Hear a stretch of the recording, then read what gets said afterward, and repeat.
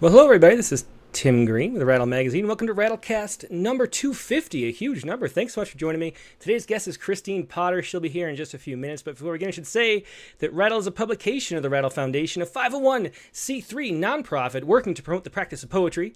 We've been a continuous publication since 1995 and are unaffiliated with any other organization. We just do all this because we love poetry, and I know you do too, so please do click on the like button and share. Make sure you're subscribed. Ring the bell for notifications. Anything you can do to help poetry spread around the internet would be much appreciated. Now, as we'd like to do, we start out with our Poets Respond poet, but we're going to go back in time a little bit, 2 weeks, to this poem, We Don't Call It a Riot, with Chad Frame, about the Stonewall events in 1969. And we didn't have a show that week. And so since we didn't have a show, we thought we'd invite Chad onto the show this week, which is actually closer to the anniversary. And here he is, Chad Frame. Hey, Chad, how you doing? Great. Thank you so much for having me. Yeah, it's definitely my pleasure. It's a wonderful poem and a great point to make about it. Tell us how the poem came to be. You mentioned you were giving us, speaking at an event, and you wrote the Yes. poem for an event, which we always love, having a poem written for a public occasion. Yes. So I was invited by my county, which is Montgomery County in Pennsylvania. I know every state has their own Montgomery County, but Montgomery County, Pennsylvania, just outside of Philadelphia. They invited me to read at their pride flag raising ceremony, which is something they just started doing in the past few years.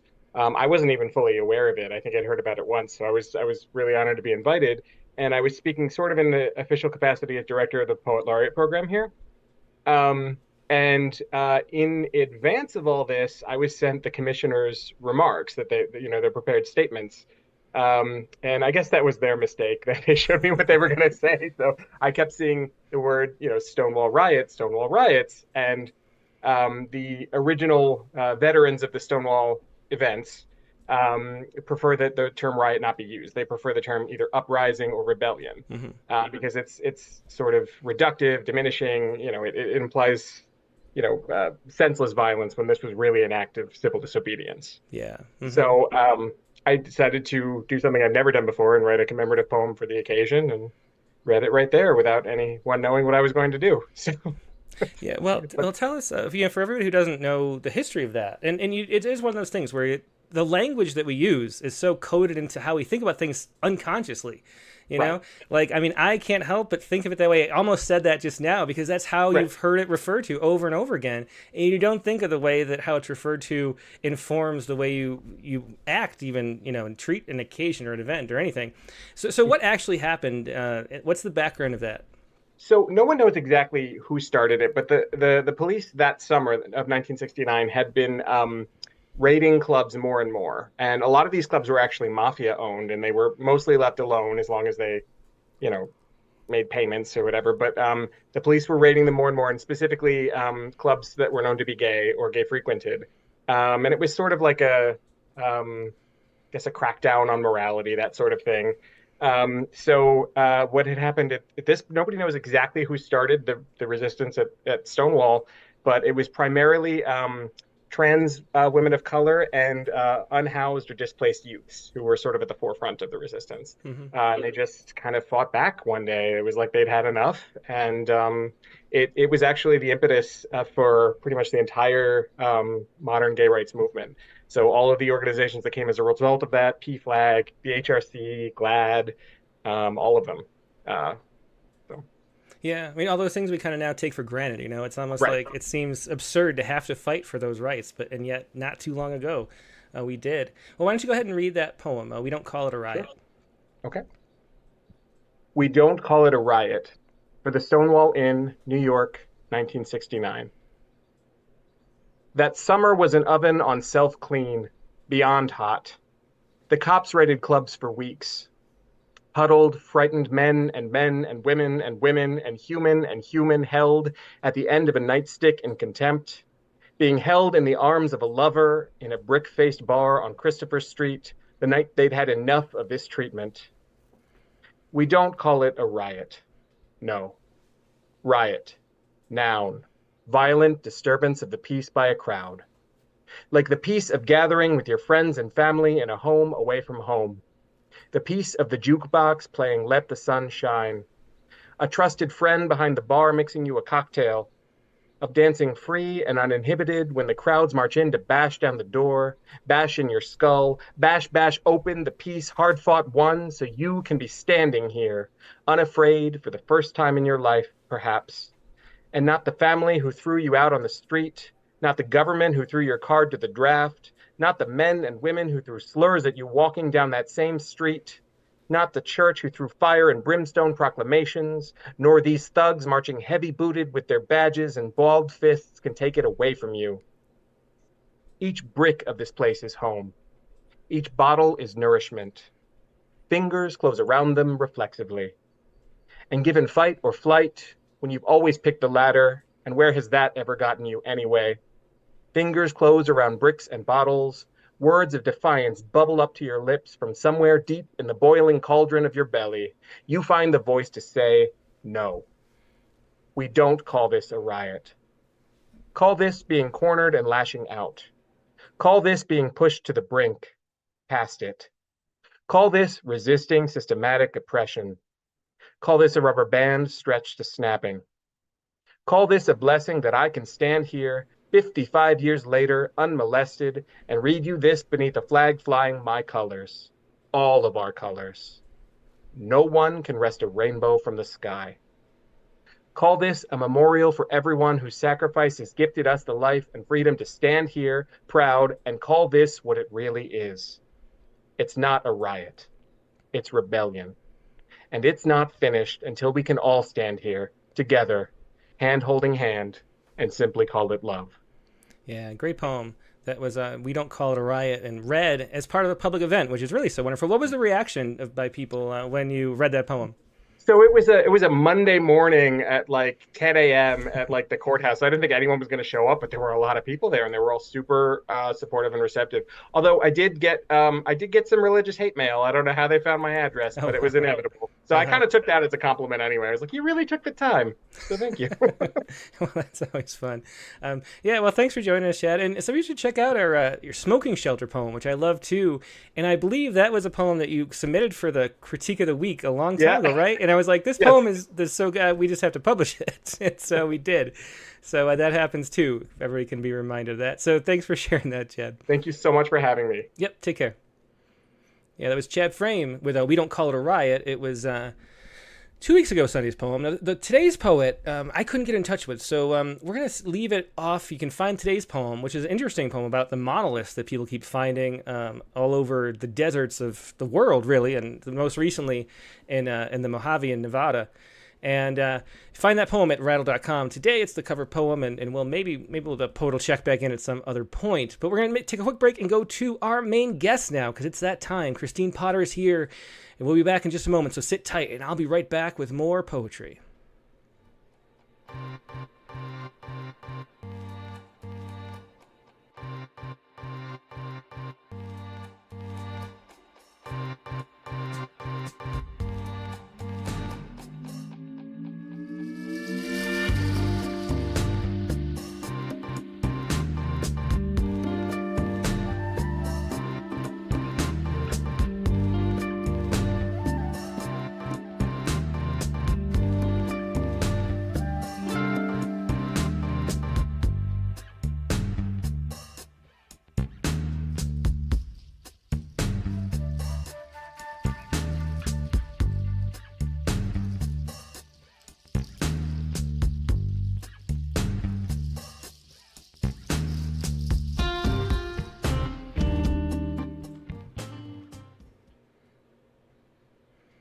And we're back. Like I said, today's guest is Christine Potter. Chris is the author of the time-traveling young adult series, The Bean Books. She's also published 3 collections of her poems, 0 Degrees at First Light, Sheltering in Place, and most recently, Unforgetting, which she was kind enough to send. Wonderful cover art on that book as well. She taught creative writing to high schoolers, junior high students, and senior citizens. Christine ran the online poetry workshop, The Gazebo, for many years. Her poems have appeared in magazines ranging from Rattle to the Anglican Theological Review, and one once wrapped around a stick of double bubble in gumball poetry, which is really fun. I remember that gumball poetry. That was a really cool project. Christine is also a singer and dulcimer and guitar player. She's appeared many times in Rattle and Poets Respond and is also the new poetry editor of Eclectica magazine. You can find all of her stuff at Chris B. Gale. That's Chris P. Gale. Really funny use of the title there at .weebly.com. Chris B. Gale, ChrisPy, Gale.weebly.com. And here she is, Christine Potter. Hey, Chris, how you doing? Howdy. Good to be here. Yeah, it's great to have you back on. We've known each other for such a long time. I think since that first poem, I've been reading your poems regularly, publishing it frequently, and friends on Facebook too. And you're such an eclectic, interesting person. It's really cool to have you on the Rattlecast. Very fun. I've been looking forward to this since we decided to do it. So let's start with a poem, and you want to start with and this is from Unforgetting. And on page 34 is Singing My First Funeral. Do you want to start with that one? Sure. Okay. I'm a little churchy. I'm very liberal, and I'm not the kind of person who sends mean letters to people who write good poems about Stonewall. But I was brought up in a very churched family, and I was in the junior choir at Zion Episcopal Church in Dobbs Ferry, New York, from the time I was about old enough to read English. And sooner or later, you're going to have to sing a funeral if you're in a church. And this is what it was like. I was really little. Anyway, singing my first funeral. I think his name was Mesrick. His first, Charlie? I think so. I hear my father's voice saying it with that friendly lilt men use to mean a good guy, Charlie Mesrick. Church sexton, during those few years Dad tried believing what the rest of us did. Charlie's funeral. Everyone else was still alive. Sextons cleaned, fixed things, but clearly not everything, like having to die. Zion Church looked embalmed as ever, dim, airless, polished, Victorian, even with Sputnik twinkling in circles over our heads. Someone else must have cleaned, I thought, and wondered why I couldn't cry. I knew you were supposed to. One girl whose name I've also lost crowned a picture. A man labeled Charlie Mesrick, leading the junior choir skywards, all our arms straight before us like movie monsters, all our kimono-sleeved choir robes dragging behind us on pink and orange clouds. Melissa, maybe. I'd watched her roll Italian bread into little bowls and swallow handfuls of them at the spaghetti dinner. Kids said her parents had to call the ambulance and get her stomach pumped. Would she have died? She cried at the funeral, and I could not. Hymns, an anthem. It was just more church, and not even Good Friday. I never asked her about her stomach. Afterwards, I took off my starchy collar and freed my hair and bobby pins from my choir beanie for the reception in the parish hall. Everyone's mother smiled through a haze of heated over ham and pineapple slices, too dense for me to want any. I don't think I ever cried, even later, back home. I scuffed the soles of my patent leather shoes all the way to my parents' car. All afternoon, everything was too bright, like staring at a bare light bulb, like heaven. And that was Singing at My First Funeral by Christine Potter from her newest book, Unforgetting. You can see that cover on the front as well. So, Christine, tell us a little bit about the thematic aspects of this book. And, it's about your mother and memory loss and a whole lot of things tied together, but there's a range to it too, which is interesting. You would think, I was thinking it was going to be more focused, and then it was all around memory in general and family and history and things like that. So how did the book, how do you organize the book? The key thought in there was the fact that when most of these poems were coming together, my mother, who had been a brilliant woman, she went to Barnard. She played the pipe organ. She should have been a career musician, but she was she was a child of the 30s and the 40s, and she got married and had kids, and she was a secretary. But she was a force. and she started losing her mind.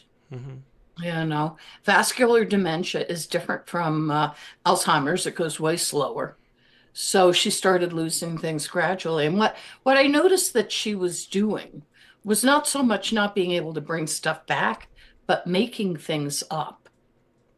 And that's what I called unforgetting. Yeah. Because she was trying to cover. So, and I was writing a lot of fiction at the time, and suddenly it hit me that what she was doing was what I do when I write fiction, Oh, wow. Yeah. Mm-hmm.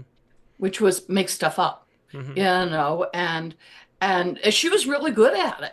I mean, it was a long time before people who didn't know her super well knew she was losing it. But then she was losing it. But she went for a really long time. She was like, gee, maybe 15 years like that, which was kind of heartbreaking. Was she And aware? Like, at what point was she aware, or was she able to cover it all by like that she confabulation? didn't admit it, Mm-hmm. but I think she knew. Yeah. She had had cancer. She survived that. And for a while, she attributed it to chemo.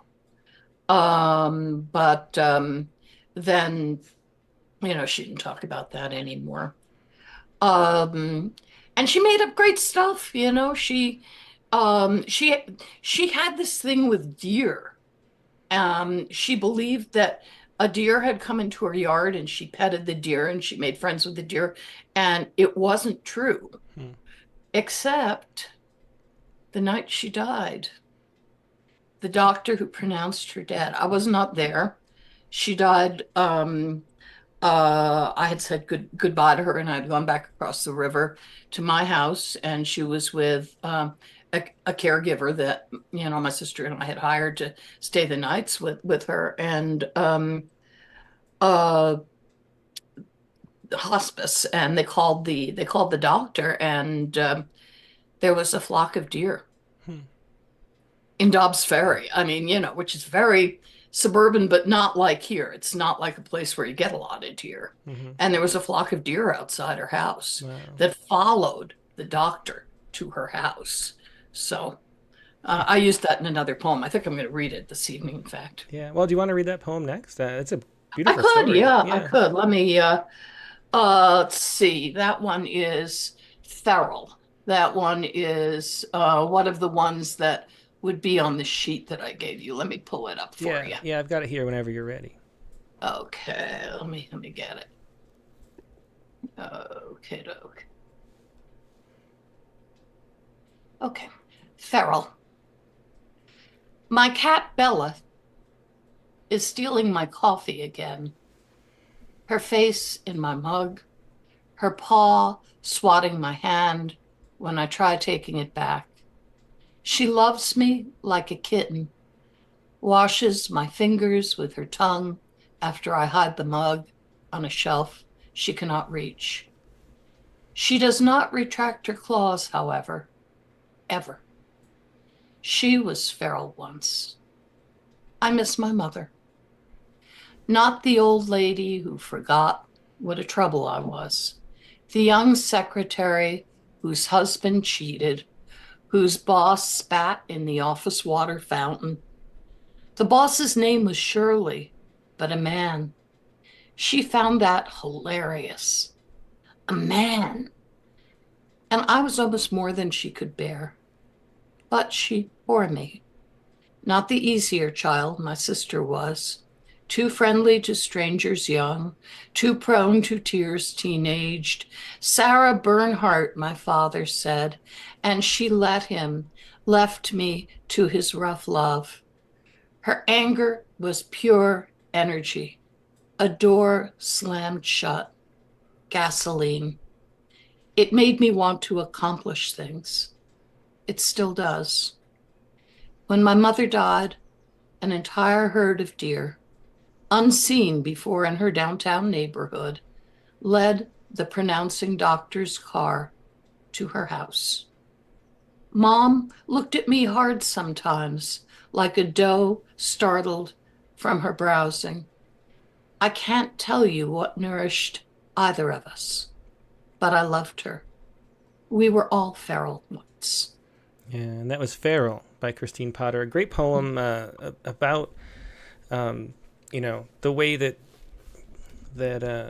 things happen. I mean, it's a strange way that the world sort of speaks to you itself, and I think we're going to talk about ghosts in your house too later. And there's all these things that can't quite be explained about the world that are just so fascinating. And there's a way that the universe does seem to speak if we're like willing to listen. And that seems to be part of it. And that seems to be part of what poetry is too. It's kind of listening to those moments where the universe is speaking to you. Maybe. So how do you tie that together? Is that what drew you into poetry? Do you remember, like, what was the impetus for becoming a poet? And was that had anything to do with it? I had a book of children's poems, an anthology, when I was tiny. And I read really young. I taught myself to read before school. And I can remember, sort of crashing through these things. I never went through sounding out. I sort of recognized words and put it together from there. And I can remember sitting there with that book.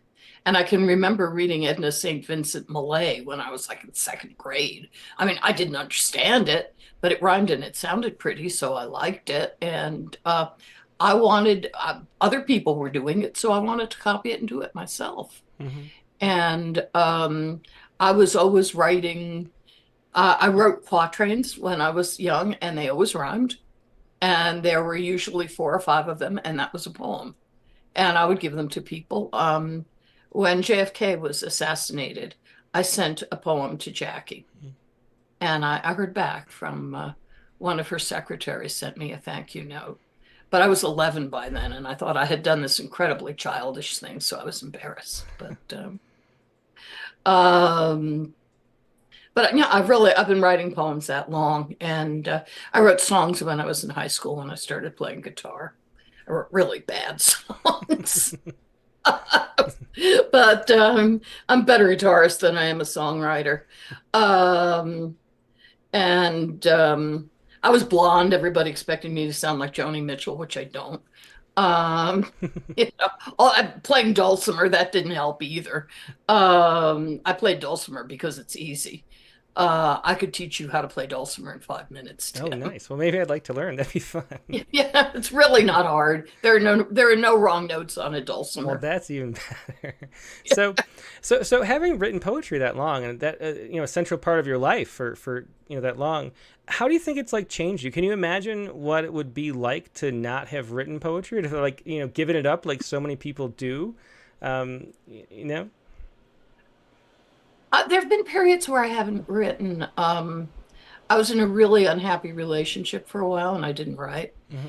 And then when I moved out and I got myself into my apartment again, and I was in grad school, and I was actually reading Dickinson for a grad school course. I was already teaching high school by then. I've done a lot of other things, but and I started crying, and I was writing again. And I had a really early PC. My sister and her husband were involved in computers early on, so I had this monstrous CPM system that I worked on when I was in graduate school, and wrote my papers on it. I mean, the thing was, bigger than the big screen I have here, but all it did was word process, basically. Mm-hmm. Well, let's hear another poem. What do you want to read next? I'll read you. Well, since we're talking about, backstage, how about the Hedgebrook poem, at the Women's Writing Retreat? I like that poem because, well, I got to be at Hedgebrook, when I was, which is a beautiful, if you don't know, place to go write if you are a woman. And you can either be in there in residence for a while, or you can take like a master class with somebody. And I was trying to switch over to fiction for a while, and I applied to a fiction workshop with Karen Joy Fowler, and who wrote the Jane Austen book club. And I got accepted, so I was really excited. And I went out there. It was right before Hurricane Sandy. In fact, I got stuck on the West Coast during Hurricane Sandy, but Anyway, this is just what it was like. At the women's writing retreat, a key ring with a rape whistle, a hard hat on a book, because I was in earthquake territory now, they told me. An air horn next to the tightly made bed. Double safe, they said. But my flashlight barely poked a hole in the cold black fog after dinner and the sleeping loft stairs where dare I took age 9. Except I'd just turned 60. In my cabin's journal, someone's large hand swore no one could write well there unless she also ran nightly through the woods, naked. In smaller print, somebody else's. Owl attack. He swooped, and I felt claws on my scalp as we hiked back uphill late. I loved it all. Exactly one blue plate, one mug, one set of flatware in the kitchen, red yolked eggs I cooked only for myself, dribbles of northwestern sun, the ground sprawny with pine needles, fear and joy, a balance women have always parsed like weather. The great storm gathering 3,000 miles away was hyperbole, I decided. The ferry back to the mainland was smooth as silence, the sky silver as fish. Another great ending there. That was at the women's writing retreat, and great intro too, as somebody was pointing out on the chat window too, by Christine Potter from Unforgetting. You mentioned wanting to move on to fiction, and you did end up writing young adult novels, that Yeah. series. What drove you there, and what was your experience like as a fiction writer as opposed to a poet?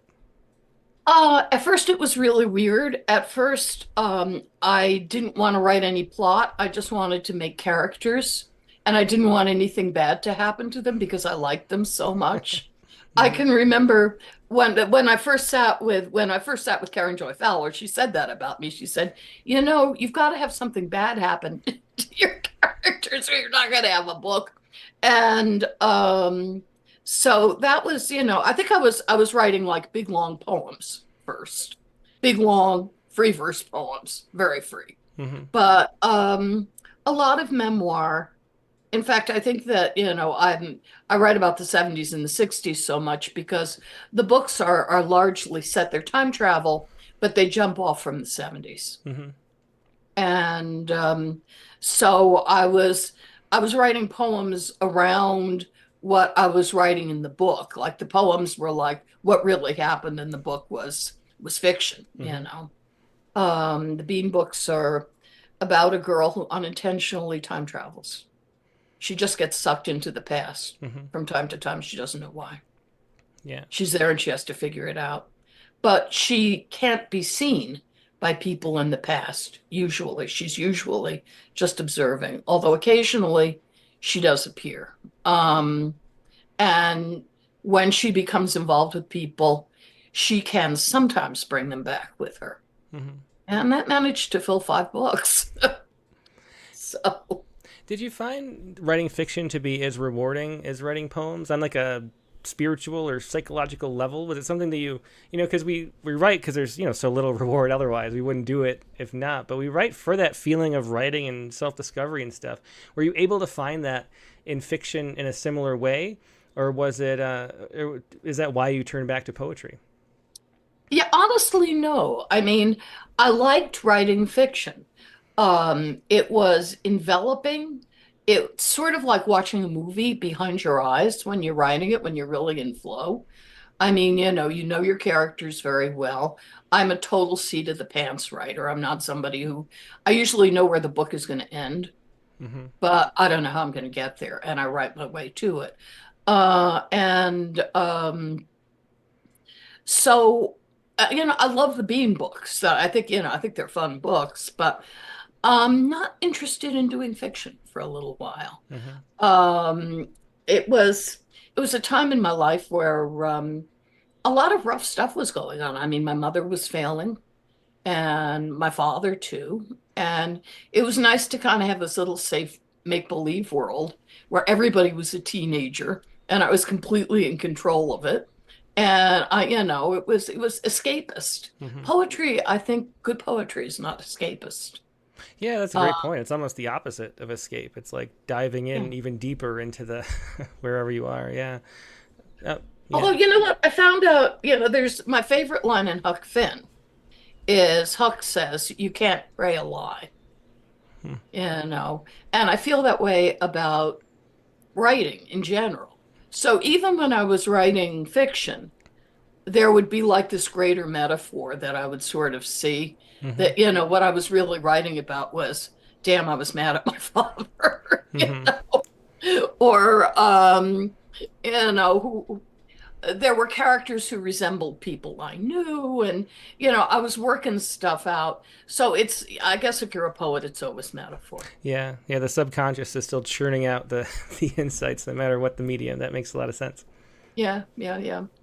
I like writing poetry better, and it's better for your health Hmm. because when you write fiction, you're sitting in your chair and you're just in it.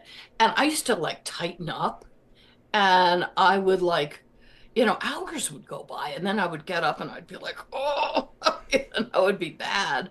When I write poems, I get up, I play with the cat, it's like, it's better for you. Hmm. You said, you can't pray a lie, is that quote, which is such a great quote. Do you think, is poetry kind of prayer for you? Is that the Yes. direction that you're targeting the voice, I guess you could say? Yeah, I think so. I think so, I don't have any tradition. Well, I have this for an Episcopalian. I was brought up in the Episcopal Church, who has worked for Presbyterians and lots of other. Because I'm married to a church musician, and we were both in it together for quite a few years. And God, where was I going with this? Um, yeah, poetry is prayer. Poetry is absolutely prayer. Hmm. Um, and I mean, but I pray all the time. I mean, I pray when I'm listening to the news in my car. Hmm. In fact, I pray a lot. Yeah. Yeah, well, I think that gets into why, that I can't pray a lie is such a great line, because that's why honesty is so important in poetry, Yeah, because there's no point in praying if you're going to lie to, the creator or whatever, who already knows the thing is a lie. And that's yeah. the kind of same thing that you're pulling out with a poem too, is there's no point in making a poem unless it's trying to speak the truth, I think. Well, poetry also has to be about something. I mean, I taught kids. And kids think that, often that the poem has to describe a flower. The poem has to describe fall. Hmm. The poem has to describe, I mean, there are things, but the poem has to be about something, and it has to be about something important. And it has to be about something important enough to pray Yeah, over it. yeah, that's a good way to put it too. Do you want to read another poem? Maybe I Sure. think after the ghost investigation is next, so we can touch Oh on that yeah, haunted that's house a fun topic, which one. is always fun. Yeah. Well, we really supposedly do have ghosts. The house you're looking at behind me. This was, I think, probably where the farmer from 1740 when this house was built. Oh It's that wow, old. 1740. That's incredible. It's a very old house. And it's got a great history. I mean, I would bore you for an hour and a half, but um, when Ken and I had come back from a funeral. We had been playing a funeral, and we were both upset because it was somebody we knew. And he went upstairs, and he was, both of the cats were on him for a change. And I was down here, and a lamp went over behind me, like no good reason. And it took the radiator cover with it. Hmm. And then it happened again. Oh wow. And so um, I know some local writers, and I knew someone who specialized in the paranormal, and I reached out to her, and she got very excited because she knew my house was old, and she wanted to get in with her electromagnetic stuff. And I said, "Sure, come on over." So she did, and they found ghosts. And we were skeptical, but now we kind of believe that they're there. Anyway, this is called After the Ghost Investigation. The local writer on the paranormal, with her camera, electromagnetic meter, and infrared thermometer, having stayed, as she explained she must, long past sunset, came back downstairs, egg white wan, silent. Her colleague, with his day job in law enforcement, looked lost as the ring of brown feathers left after a cat runs into the bushes. You have them. We found you too. In the room beside our bedroom. In the room behind my office. Her voice might have been shaking. Just old spirits who don't care to leave. Not harmful. The one upstairs doesn't know he's dead. I offered brandy, which no one wanted. Later, alone, or perhaps not, my husband and I went to bed and addressed our newfound guests. How are you, Mr. Ghost? No, that's disrespectful. No, you can't really believe. I turned off our bedside lamp, and the darkness I'd once understood occupied itself fully, grew larger and larger, a black blood stain, a backwards mirror, glinting what sorrow? A distant headlight? Or just the flickerings ghosts know, caught here if they are here, never driving away. These walls, see how they've changed from what they used to be? Our bodies, too, how they change without our permission. And see how long, how very long, night lasts. And another great poem that was After the Ghost Investigation by Christine Potter from Unforgetting. And it's interesting. I lived in a house. My grandmother's house was supposedly haunted. And when I was a kid, it was a house actually. We wrote a poem about it like 2 or 3 weeks ago. When there was the house my great grandfather built. And after my parents got divorced, I lived there for like a summer, a half year. And I saw like a figure walk in the room. It was like 2 beds, my little brother and mine, and walk in the foot of the bed, and then like walk to my brother's bed, and then like walk back out the room. And it wasn't my grandmother. I mean, it was like big, like taller. And I told I was talking to my aunt Luann, who she grew up there, and she said, "Oh yeah, that's just Grandpa's ghost. He just comes to check on us sometimes." And it was just so casual and so nothing, and I was like, "Oh, okay." And then that was the only time I ever saw anything weird at all in that house. But I always think of that, and so how do you come to terms with that concept? I mean, like, you're living in the house. Does it weird you out? And what do you think it actually is? What are your thoughts on it as you think more and process the possibilities of what it might mean? The night when the ghost investigator left, okay, Ken and I were there, and our friend Trevor, a friend of mine who's a journalist, was there because he had a seat. And we all sat there, and he took the flowers off the table and brought them upstairs and put them in Ken's office. He said, "I want to give some flowers to the entity."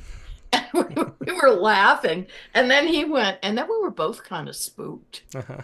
It was like, then we were like, well, I guess we got to go to bed now. They're in your study, And, but they don't, there were the 2 things the day of our friend Flo's funeral. They knocked over the lamp in the room right behind me there. Mm-hmm. And I'm pretty sure I think that was a poltergeist. Hmm. People who painted our house have seen someone walk through the woods and watch them, and described him.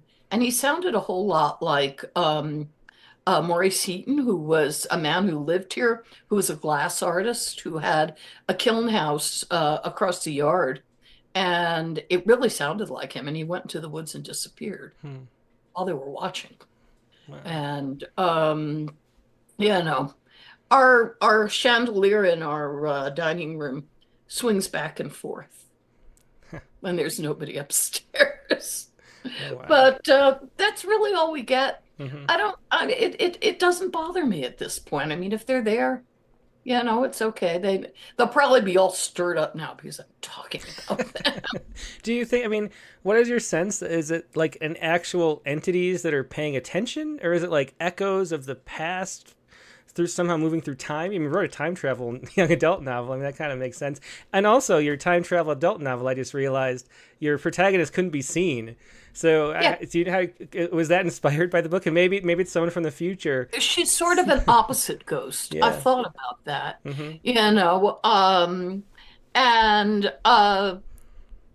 I don't know. I mean, I think that if there really are ghosts here, and I think there may be, that there's sort of a photograph of something that had happened that was intense. And now what happened the day of that funeral, that was really weird. We were fairly new in the house here. And I also think that when we first moved in, if there is anything that's conscious here, that maybe because people who had lived here for a long time moved out, and then the place was empty because we were working on it. It's very old, it needed work. And so maybe they were all stirred up and they were checking us out because it's been quiet. I mean, occasionally we say hi to them, as one does. But it's like, well, there are ghosts. Okay, fine. Place was built in 1740. It comes with the territory. So you do, because one of the things that I always think, if that kind of thing is like real in the physical world, it seems to me one of the most likely explanations is that it's some kind of projection of our own consciousness onto like the fabric of reality, so we can like make things happen. Like, you're upset, your anger kind of like tipping a lamp over or something like that, or like seeing things that you project out in the world. Because one of the things is because we have like all these UFO sightings now that we're like a technological society. It's like ghosts are less than they used to be, and spirits and elves in the woods. Now we see aliens everywhere, and there's a way that we actually see them though and actually experience them. And so there's a way that it might be the interplay between that. But it's just always fascinating. I love the mysteries beyond our understanding of what's actually real. Yeah, I mean, there's no way you could know. And, it's funny, I tend to poo-poo UFOs, and yet I'm sitting here with a straight face talking about ghosts. So, and some people get really weirded out. I had a physical therapist once. I have some arthritis and I have to do that stuff, who was afraid of me because I had ghost stories. And when she worked on me, she used to ask me not to tell her the ghost stories because they frightened her. At first, she wanted to hear them, and then she was afraid. Yeah, we had one viewer. We had a prompt that was to use the tarot deck to write a poem like a few years ago. And someone wrote to me sort of really worried that it was going to unleash something by having, the tarot cards read during. But, of course, we had not too long ago, we had Timothy Lou. There you go. We had Timothy Lou with a much more fun version I was in college. Yeah. Yeah. Well, let's hear another poem. What do you want to? What's next? Let me see. Okay.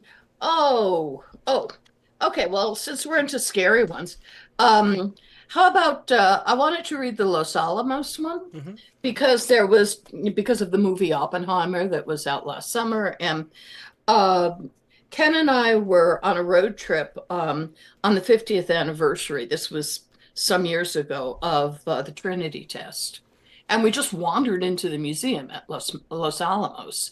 And there were all these people who had been part of the Manhattan Project that were there. And it was intense. And you have to also know, I mean, I'm a baby boomer. I grew up ducking and covering. I was more scared of the bomb than I was scared of anything. And so I was actually, as a grown woman, kind of afraid to go into that museum. It felt like a creepy place. She who lives with ghosts.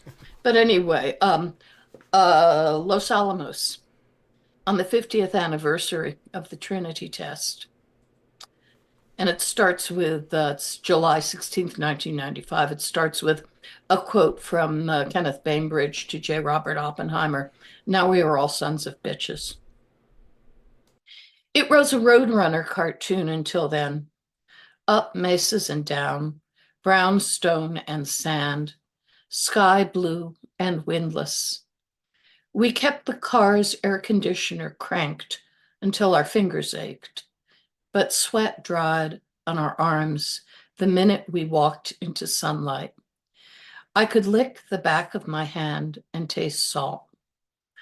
I wore a leather cowboy hat from Australia with my white sundress and sandals and was afraid to go into the museum.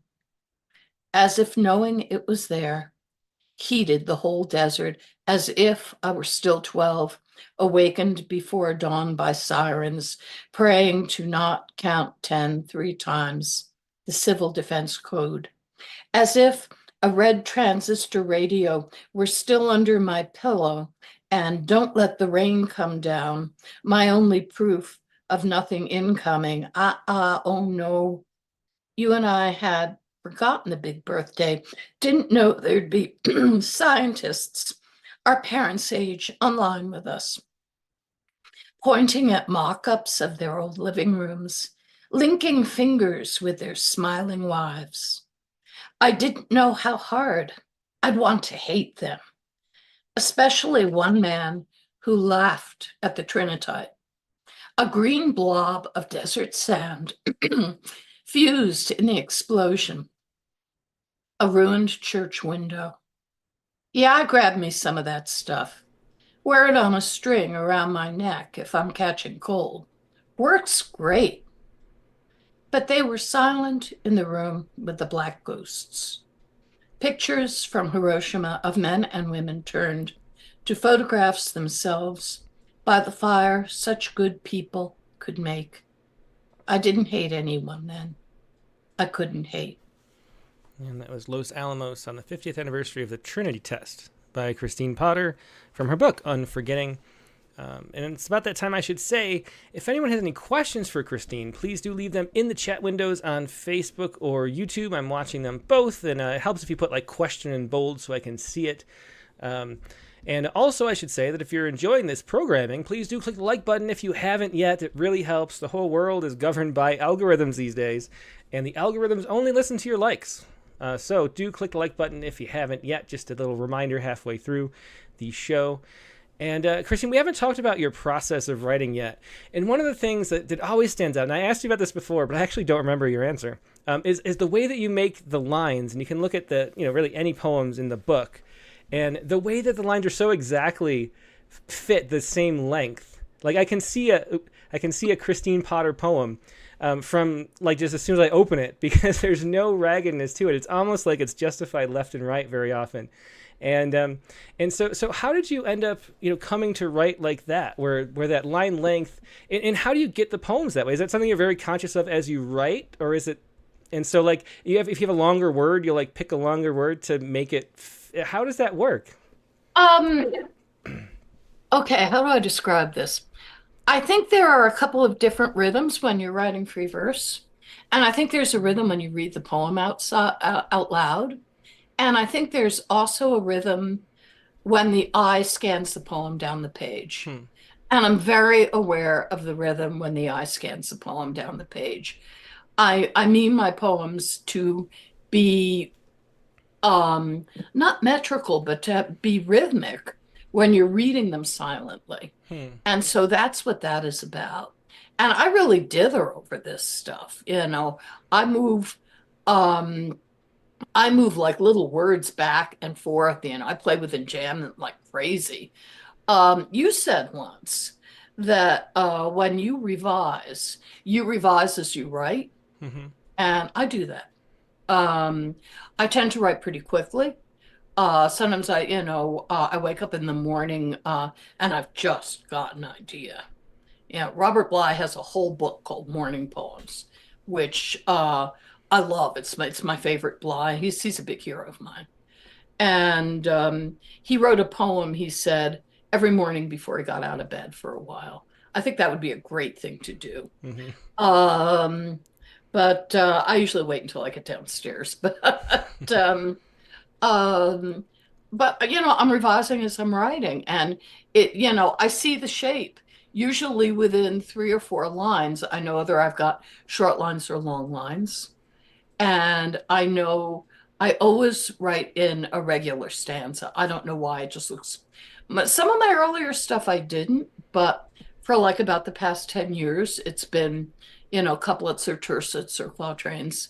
And that's just what I do. Hmm. That's a poem, Yeah, you that's know. interesting. And you were also the moderator at the Gazebo, which is well Yeah. known as really the most interesting, I think, formal poetry group in the internet age, maybe.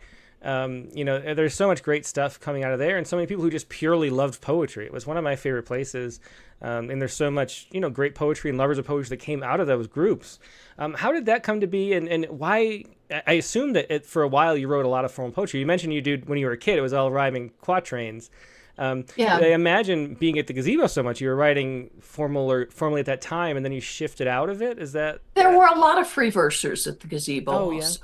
Yeah, there were formalists, and in fact, I hung out with a crowd of formalists here in New York and Lower Manhattan, the Carmen Street Metrics group. Pre-pandemic, I was very often at their readings and at their opens, and I was sort of like their pet free verser. I used to get up at their readings and say, I'm not a formalist, but I play one on TV. Um, you know, because I went to undergrad. I mean, I studied poetry undergrad, but it was, my teachers were from Iowa, and they were deep image school, and they weren't interested in teaching me metrics. The metrics I knew was what I picked up from reading Edna St. Vincent Millay when I was a little girl. Hmm. And reading Shakespeare sonnets when I was in high school. Hmm. So I think that I've written largely free verse for a very long time. Although sometimes when I'm goofing, I write formalist. I write formal poetry, but I have a hard time. The people I know, like I'm friends with Marion Corbett. Hmm. Um, we've read together. When she was in New York a bunch of years ago, and I've stayed in touch with her online. She's an astonishing poet. But, I don't have that kind of background that she does. Um, I have a decent ear, but no. People like me need to write free verse. Yeah. There's Marianne Corbett was the guest last fall on Rattlecast 215. If anyone wants to check that out. Yeah. Um, but yeah, so did you happen to read the essay that we published a long time ago? So no, I don't blame you if you didn't. But it was by Colin Ward. It was called Pixel Poetry. I think it was called like subtitle like a meritocracy or something like that. But he argued that the most vibrant poetry going on was at places like the Gazebo and the Eratosphere, because in those venues, nobody was like pursuing being a great poet and publishing in this place. They were all trying to Mm. just write poetry because they love poetry and get better as poets. And his argument was that the best poetry going on was actually in these message board groups where there were, a lot of great people came out of those groups, which sadly have kind of fallen off the wayside, I think, over the years, like the great listservs did in the early internet days. But did you feel the same way that there was like a vibrance to those internet communities back in like the late Oh, 90s, Lord, early yeah. 2000s that was better than you can get anywhere else now? It seems to me that that's the case. No, the gazebo was amazing. I mean, I can remember, sort of blundering into that place. And I had been writing alone for many years. I was teaching English, I was teaching creative writing. I would occasionally send stuff out, but I didn't know where. I didn't have any contacts. And posting a poem, and James Alsop, who was the man who ran that place. It was his playpen we were all in. Said something kind about the poem, and I was just like, Um, and I just hung out there a lot. I hung out with both formalists and free versers, and I learned a whole lot. Hmm. And yeah, it was an amazing thing because you could get instant feedback. And it was a lively board. If you put a poem up and, you were good about critiquing other people's poetry, you would have like 6 or 7 critiques. By the next day, you'd come back, come home from work, and there would be all these people saying things about your poem, some of which weren't very nice. That was my job to keep them from getting into ad hominem. I was a moderator. Mm-hmm. I Yeah. was head mod for quite a while. So, what do you think happened to those kind of groups? Why don't they work anymore? I mean, it feels to me like social media sort of consumed. It was like I think the early days of the internet, which I always think of as like, all the weird people that had interesting hobbies and obsessions that never got to talk to anybody, all of a sudden got to talk to everybody. And there's this like lovely spirit, and then sort of the normies swamped in, and now we just have regular social media that everybody's on, and somehow it like drowns out all the strange, odd little groups that used to be around. Is that your sense of it, or why do you think it just Exactly. doesn't work anymore? That's exactly what happened. Facebook killed the gazebo. Mm-hmm. Early Facebook, I can remember a bunch of Gazebo people came over and we started friending each other, but we weren't talking about poetry on Facebook. We were talking about our cats. We were talking about the weather. It was Facebook was like the water cooler. Right? We're talking about politics. And yeah, it was and it kind of evaporated. We tried to keep it going. Risa Dennenberg, who's a really good poet from the West Coast, she tried to keep it going for years after it was really kind of moribund.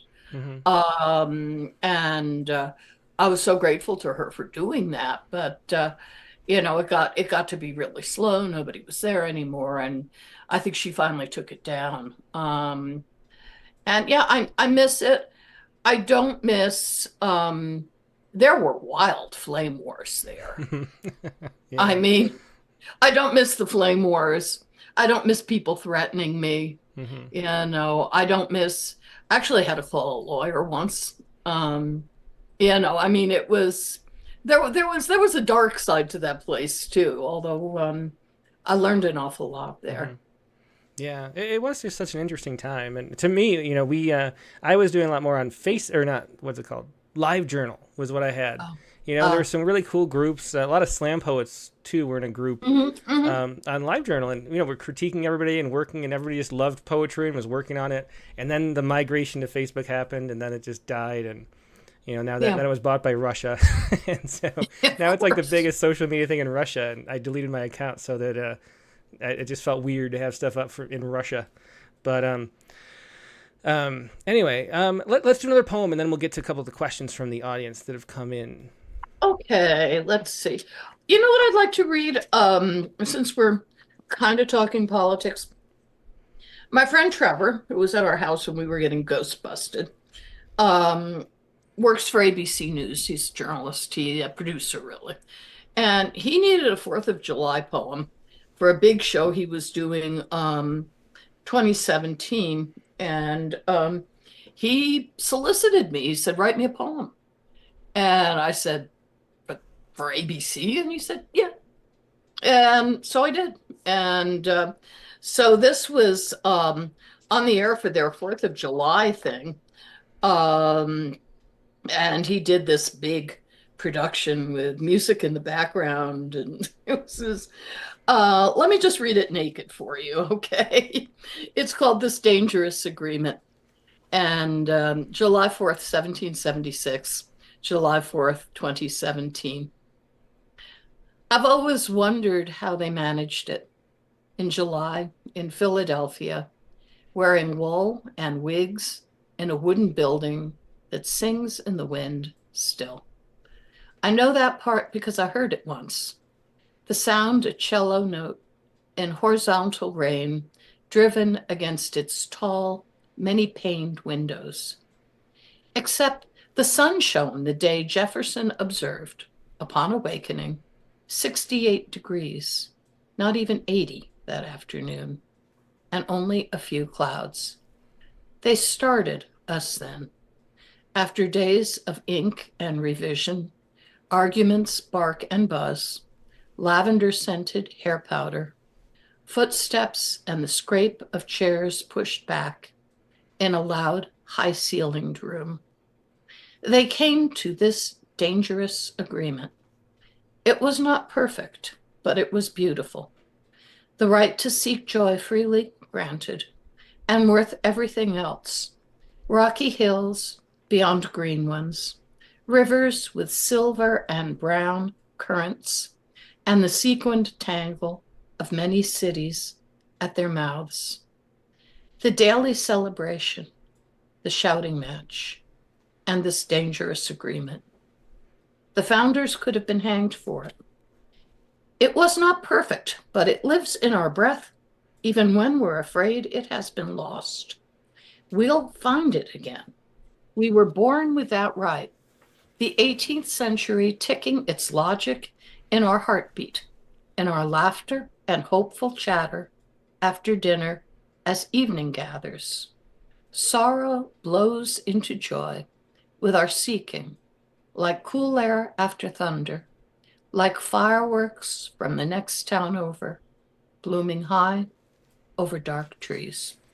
Yeah, that was This Dangerous Agreement, a poem by Christine Potter from Unforgetting. And another cool example of a poem used in a public place, which we just don't see. We got two of them today between Chad Frame and Christine. Very interesting.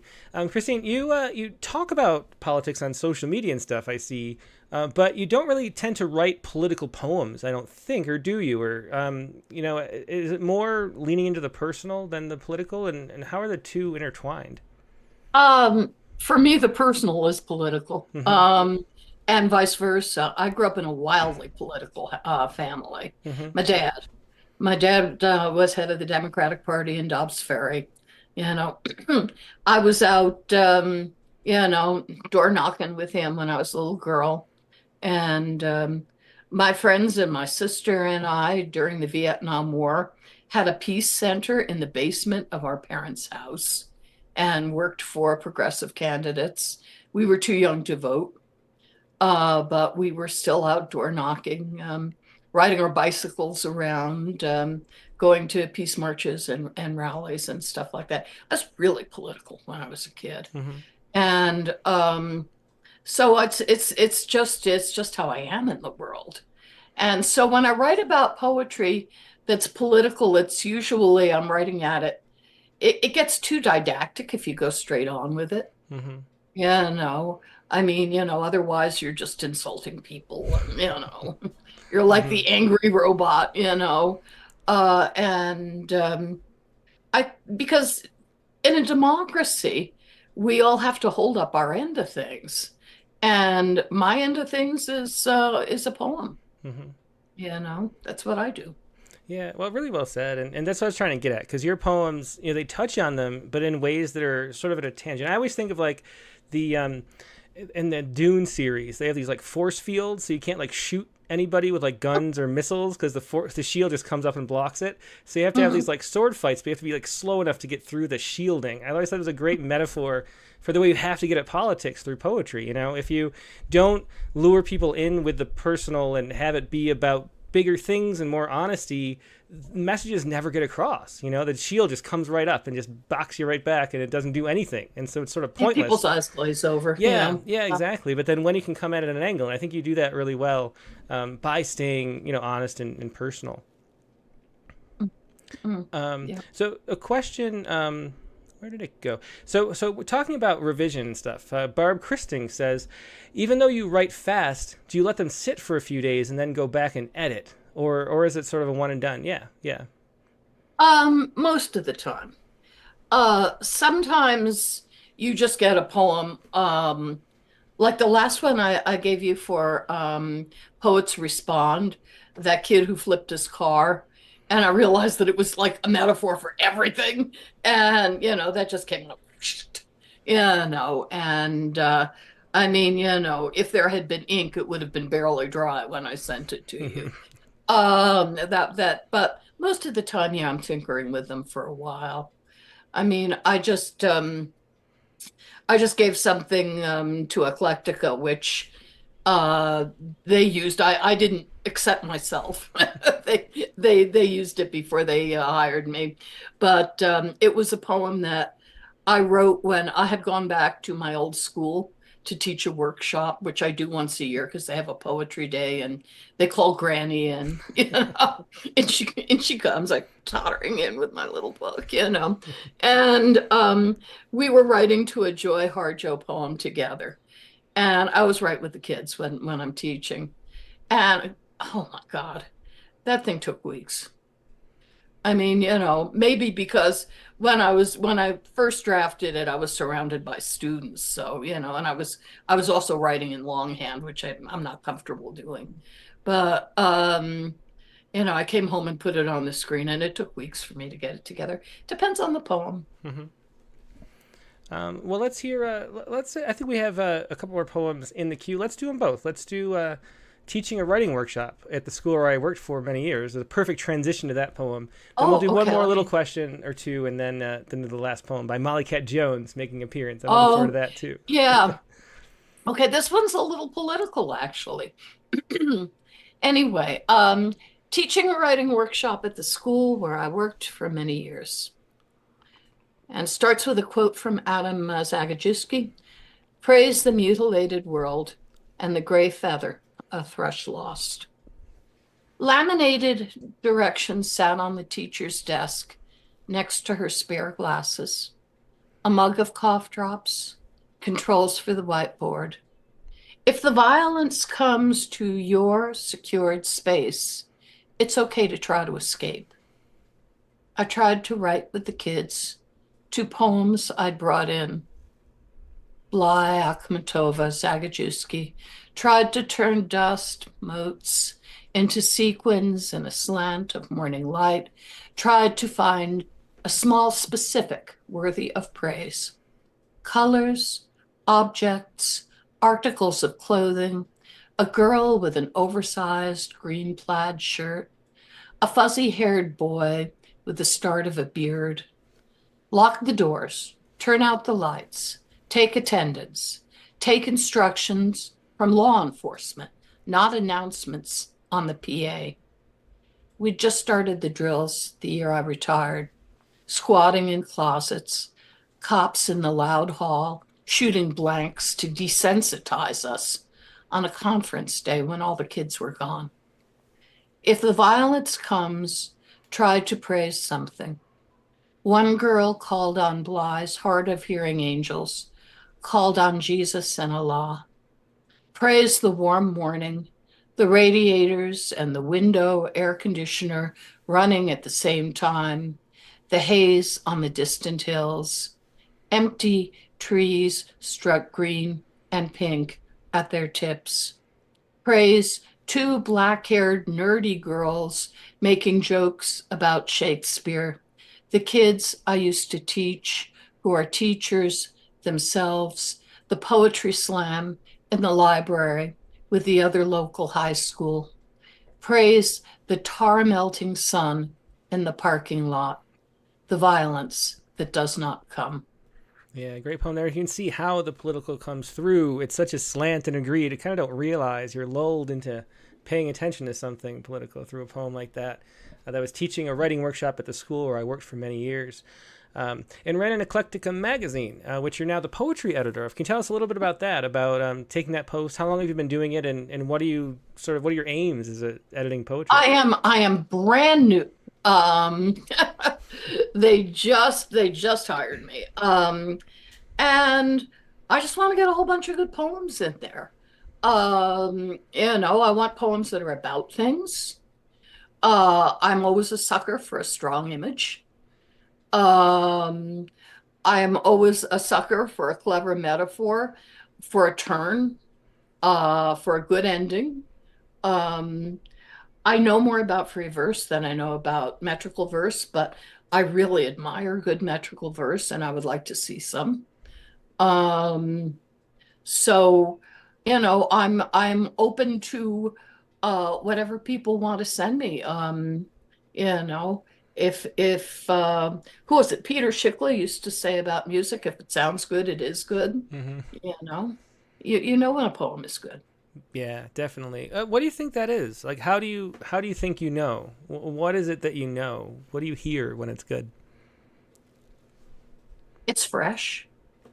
You know, my classroom I used to have, Ezra Pound, Make It New, but it's not something that I've read 100 times before. Mm-hmm. Um, we tend to write about the same things. I mean, there are a lot of us old boomers writing about losing our parents right now because we all just lost our parents. Mm-hmm.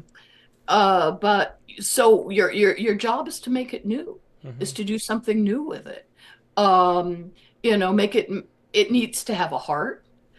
I'm not a big fan of incredibly abstract poetry. Sometimes I like to read Ashbery, but not very often. I I like, this stuff that makes me think of the beats that I used to love. I used to love Gary Snyder. And if it's good, I want it. Yeah. But it has to have a heart and it has to be about something. Mm-hmm. Yeah, well, really well said there too. Let's close out with the Molly Cat Jones poem. We have one, we published the first time you were ever in Rattle, I believe, was not you, but your cat writing. I insisted that it run with her name. You did. Yeah, So yeah, so tell us about that, about how that came to be, and we have a sequel kind of to share to close out the show. yeah. Well, Molly was a bad cat. She was very, very fierce. She was part of a duo act. She had a brother named Desmond. They were Desmond and Molly Jones after the Beatles song. And Desmond was a big old love, and he lived a very long life. Molly was not healthy, and we lost her before she was 10. But it just occurred to me that she was a metrical poet. I don't know when I knew this, but and I started writing. I started writing formalist poems in her voice. I have a book, the book that came out right before uh, Unforgetting is called Sheltering in Place, and I think it's still pretty available. I think Amazon will send you a copy. I have some copies if anybody wants to get a hold of me. That has a bunch of Molly Cat poems in.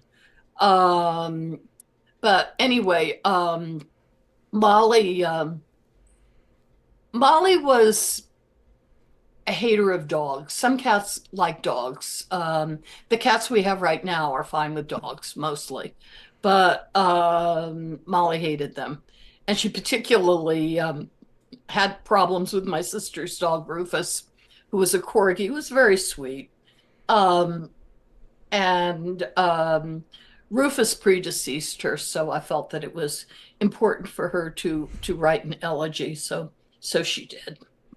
And this is Elegy to Rufus the Corgi. Late last night, my brother licked my head, and so I growled a warbly curse at him. I shoved him with my hind feet off the bed for exercise, like big ones at the gym.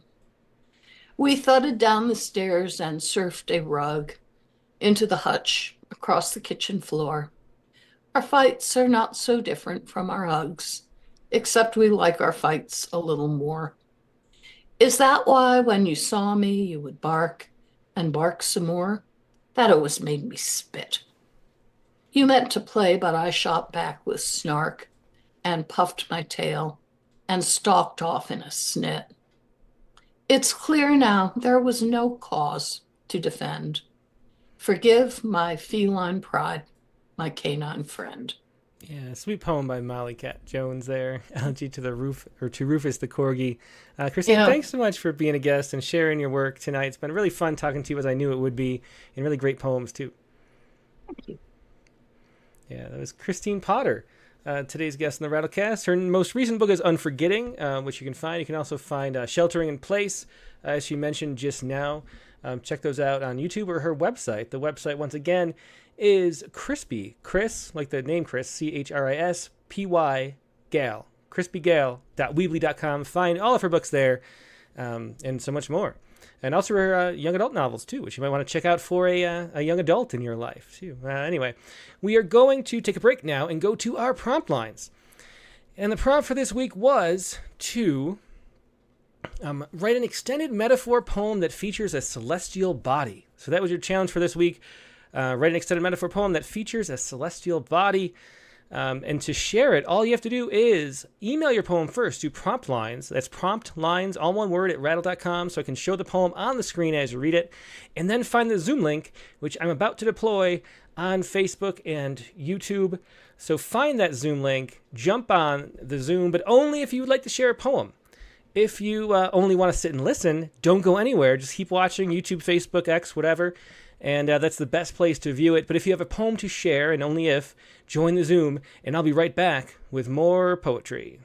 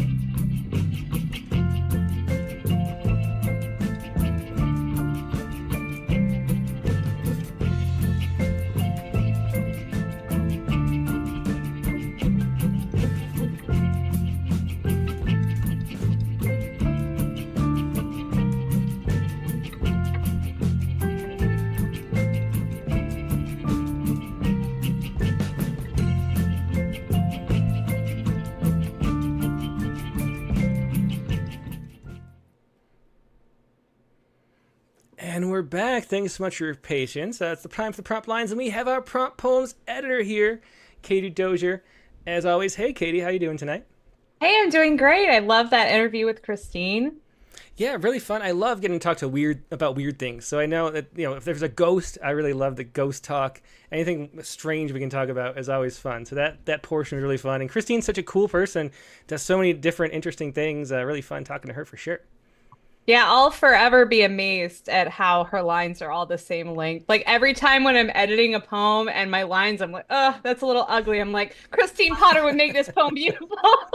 Yeah, it's true, that concept, which we came up with together, plating poems, like you do for fine dining. It's really important to plate those poems, and Christine really emphasizes that. Yeah, which is part of why she was so great to talk with on episode of 54 of the Poetry Space on revision. There you go. Well done. Thank you. I looked it up. I'm proud of myself. So the prompt for this week, like we said, was to write an extended metaphor poem that features a celestial body. And you've got one for us, but you wrote several, actually. And you told me that you could just write a whole book of these because they're so drawn to writing poems about this topic. What do you think? Yeah, I mean, I viewed it as an opportunity to basically Google obscure celestial bodies and objects and really enjoyed this. Of course, too, many of my poems would need some sort of an intro because if it was like FF2975 and I was like, oh, I've got this great metaphor, guys. I was really down an obscure rabbit hole. The universe is big. There are a lot of bodies out there.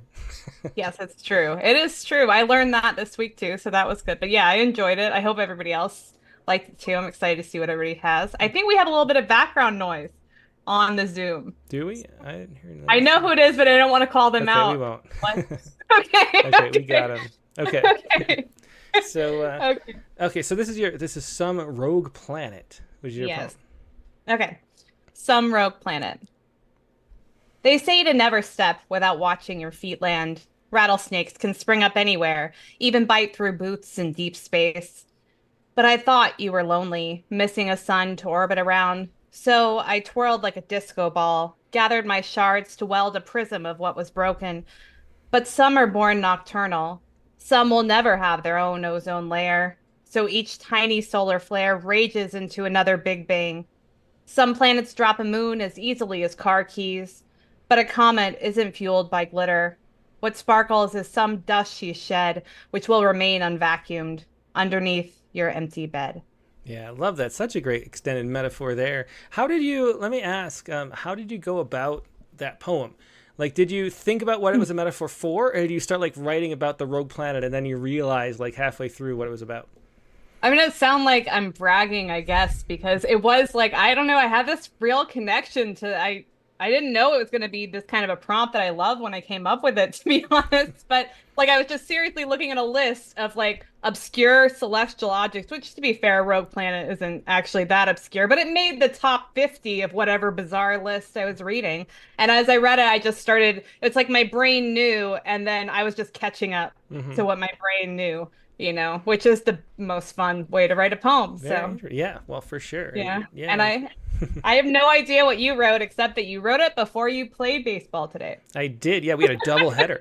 So that was fun too. And Tim played great, even though I wasn't there. I heard the details. Well, thank you. Yeah, it was a fun game. It's nice to have the Rattlecast. We actually stopped doing it in the morning on Sundays because I wanted to be able to play softball. Aww. And so it's nice to be able to. Well, Yeah. we have to give you time to excel in your many areas of expertise. Oh, well, thank you. Okay, so my poem for this week was this one right here. And for me, I didn't know. All I know is I love fast radio bursts, which are sort of not an object, but they're emitted by an object or something. No one knows what they are. If you don't know what they are these little microsecond, just huge flashes in the radio wave frequency that it's like a little just pow, like a little, like for milliseconds, it's crazy. And nobody had any idea that they even existed until one person saw one in 2007 and they were like, what the heck was that? Then they drove back through all the records and found other examples by looking at radio satellite data, but nobody knows what they are. They're just these little bursts that maybe there's theories about what they could be, but no one knows, including messages from an alien civilization and all that. So my prompt for this, and I didn't know what it was going to be about. I just knew I was going to. So it's kind of funny. I start out with the word like, even though I had no idea what was going to be like it. And then here we go. And the poem, though, is going to be called Repression. Repression. Like the fast radio bursts blooming in the dark dome overhead, their broadband blossoms so brief that they remained unseen even after building the eyes for seeing them. We combed through the reams of data we've logged in the decades since, and there they are, plain as 3 days of the sun's energy compressed into milliseconds, the longer wavelengths delayed by dispersion, the frequency sweeping sharply down, so that if it were a sound, it would sound like the whoop of a ray gun fired by a three-fingered alien in a child's cartoon. Whoop, whoop, sometimes repeating, sometimes a one-off shot as the heroes flee for cover, one wild laser round aimed at the emptiness between the two red eyes receding of our getaway car. So that is Repression. I love the alien image. I feel like we just went to the movies. Oh, thanks. Yeah. Well, I think I probably was informed by Colin, playing the Fallout and being, on the alien spaceship in the living room for so long. So anyway, they were always shooting lasers at him. Every time I'd walk out to get a drink, he'd be getting shot at by aliens. Anyway, that is my prompt poem for this week. Let's see what everybody else has. We'll see Katie in a little bit as well. And first in line was Jared Campbell, who jumped on the gun quick. I noticed Dick Westheimer's not here, so he managed to allow somebody else to jump in first. Hey, Jared, how you doing? Hey, how you doing? Great. Yeah, it's good to see you. So I assume other people are going to talk about this as well, but the way stars work is they're nuclear fusion reactors, right? So they take hydrogen atoms and fuse them into helium, and the helium that's produced is just a tiny little bit less massive than the hydrogen that goes into producing them. So that mass gets produced into energy, and that's how they produce this vast amount of energy over time. So that's what I wrote about. Okay, well, I'm still pulling it up. I was a little slow on the draw. Okay, here we go. I got to it. Okay. So go ahead whenever you're ready. Yep. Okay. Love powers the stars. Walking with you in the twilight and seeing a waking star, I am struck less by its radiance, its heat, and the attractive weight that keeps it together despite the general and accelerating falling apart of things, than by the way it transforms the smallest things, how it fuses the simple into something nobler, and how that fusion produces incomprehensible energy, enough to overcome repulsion and consummate the same wedding again and again, every moment. Oh, yeah, great metaphor there. Fusion is love. Thanks so much for sharing that, Jared. Yeah, thank you. Yeah, it was Jared Campbell with Love Powers the Stars. Yeah, really cool extended metaphor there. Odd Writings is here, who has never been on with video before, I believe. Hey, George, how you doing? Hey, I'm doing all right. Yeah. Yeah, you're right about the video. I've had a webcam here for a long time and it worked for a while and then it stopped working. But it turns out that now it's working again. So here we go. Very cool. Odd Writings, of course, from Rattle number 82, the NFT Poets issue. And so cool to have you hanging out and sharing what you've got for us. I have something very short. Do you have it up online? I sent it both in the email and also on Submittable. Yeah, I see it. The link here. Yep. So yeah, if you could click on the link, that would be good. Yep, that's what I've got. Okay, the graphic adds to it. Okay, so it's so short, I'm going to read it twice. Okay. But you'll see that there's actually a reason for that. Okay. Well, let me go to it. Okay, so balanced spirits drink dark sides of the moon. That's the first one. And then balanced spirits drink dark sides of the moon. Well, very interesting. Yeah, thanks so much for sharing that. Sort of a haiku-ish type poem. Yeah, it's you know, I want to talk too much about it, but just think about the dark side of the moon, right? For a long time, we couldn't see the dark side of the moon. So as you know, as mankind was young, you know, not till later they could see the dark side of the moon, and the moon has a pull, and spirit can be, you know, a soul, or it can be, you know, a drink, and so just kind of put those things together, and I'm sure you'll see what I'm talking about. Yeah, well, very cool. Well, thanks so much for sharing that, George. Always a pleasure, and cool to see you too. Oh yeah, thanks. All right, take care. Yeah, that was George Pastana, also known as Odd Writings, with that Balanced Spirits.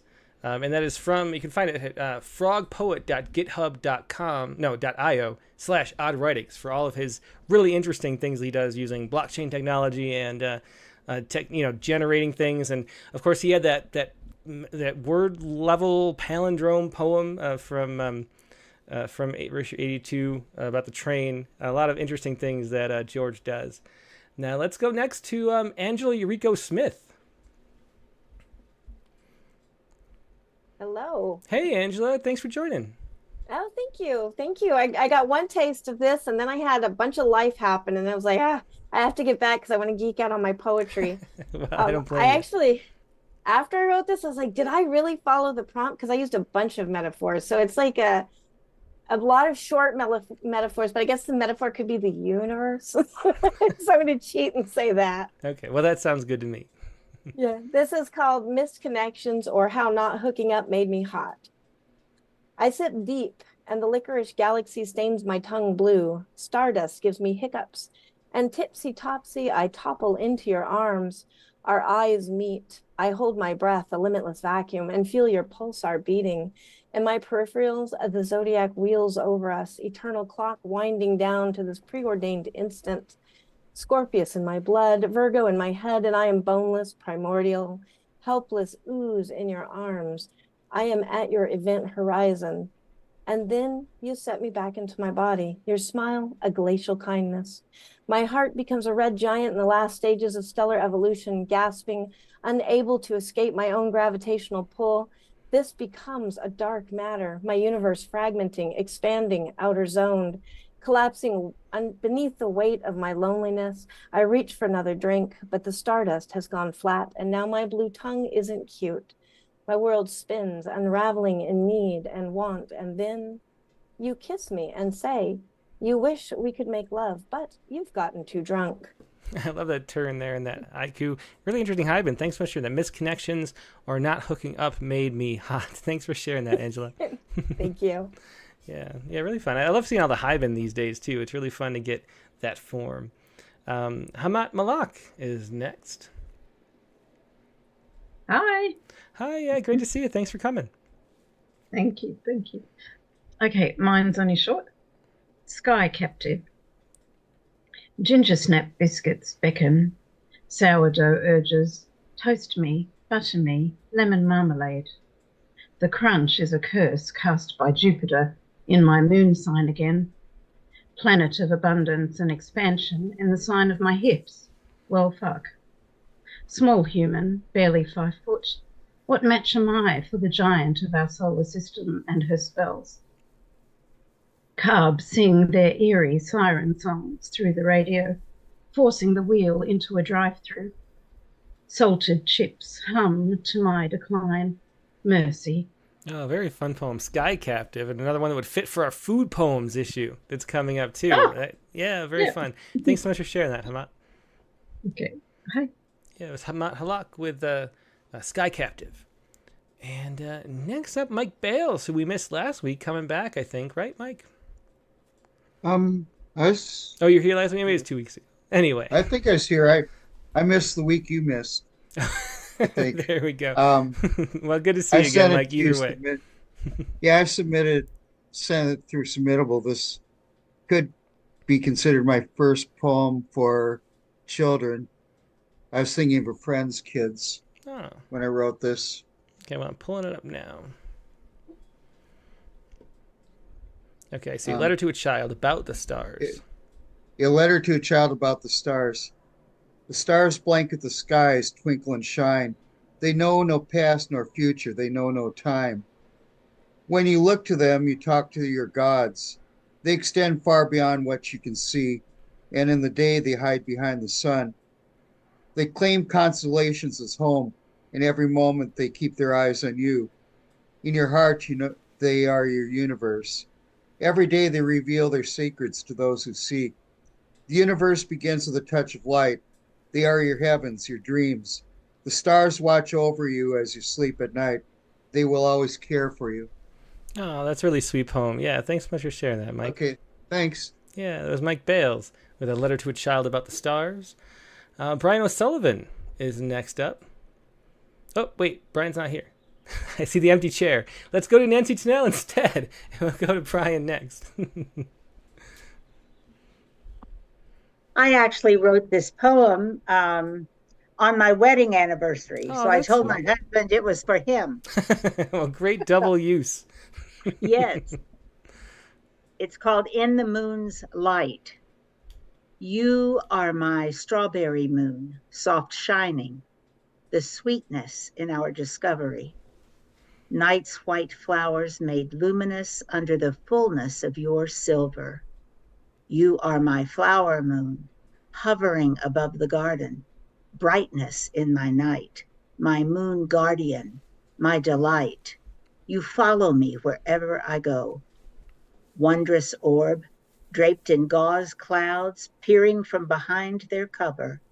Even when you turn to hide your face, slowly circling away, I am confident you will return to me, fiery and low, to fill the horizon, make me ignore stars. In all of your seasons and in countless ways, I long for your presence, your luster, your gaze. Oh, I love that rhyme at the end. Really nice poem. In the Moon's Light. Really sweet for the husband. I hope he appreciated it. Well, I hope he did too. Well, thanks so much for sharing that, Nancy. Uh-huh. Yeah, that was Nancy Tennell with In the Moon's Light. And now let's go to Brian O'Sullivan.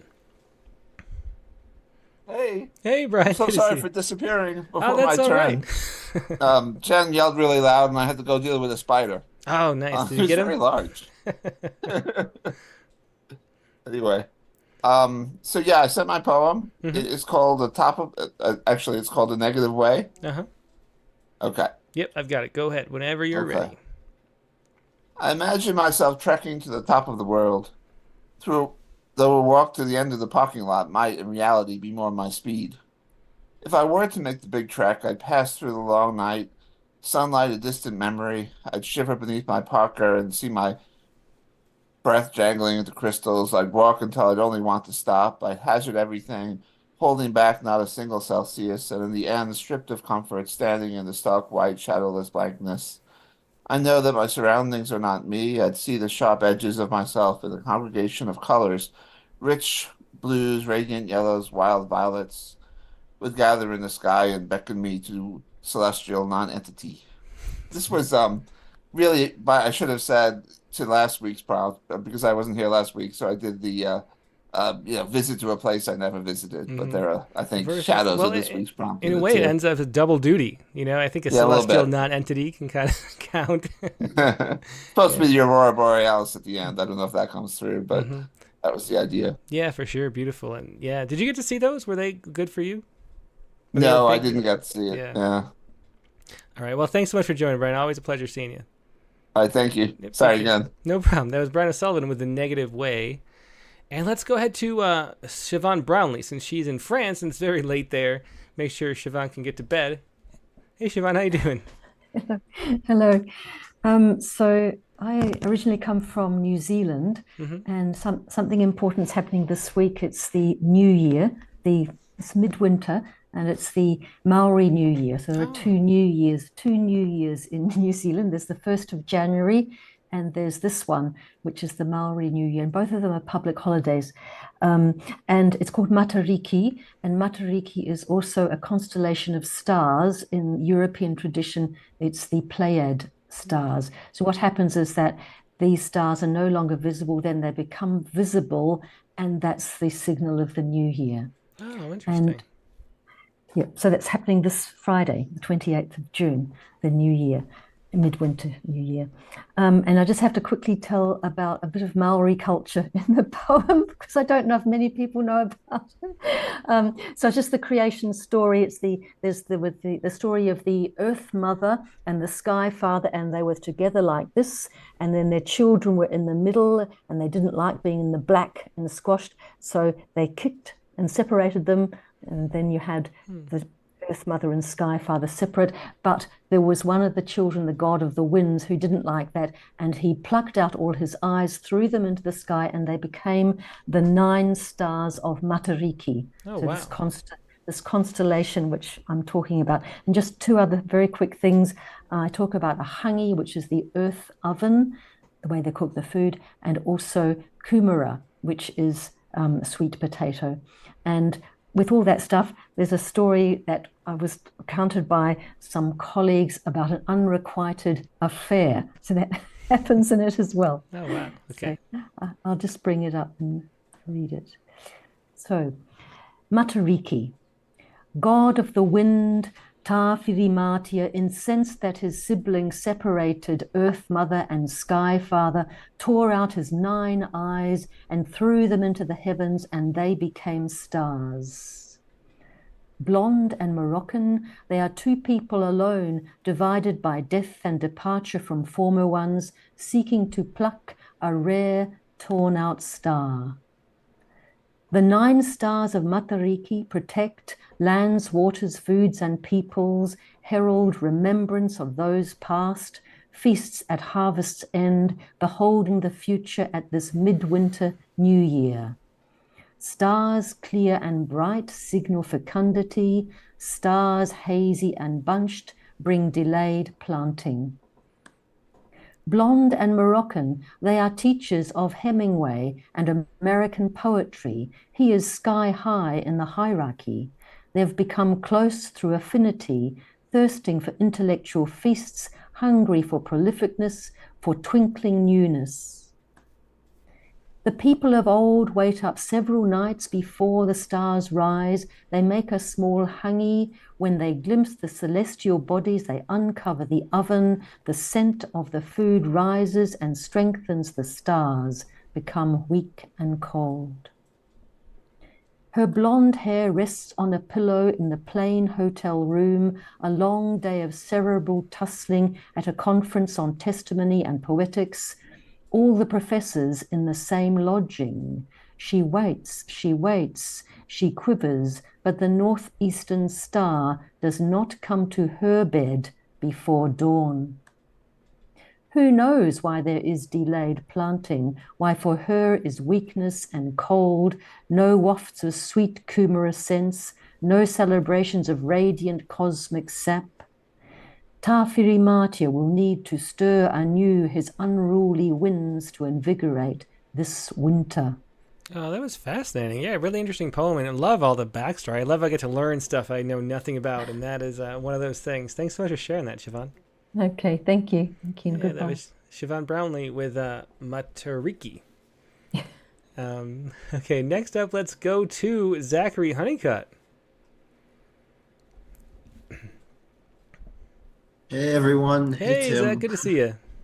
Good to see you guys too. So I am a very anal but very affable Virgo. So I decided to write a poem about the constellation Virgo. And it's only a little over a page. It's deceiving. I did that on purpose. I put Virgo man with nothing there because I'll read it. You'll see why. Okay. Yeah.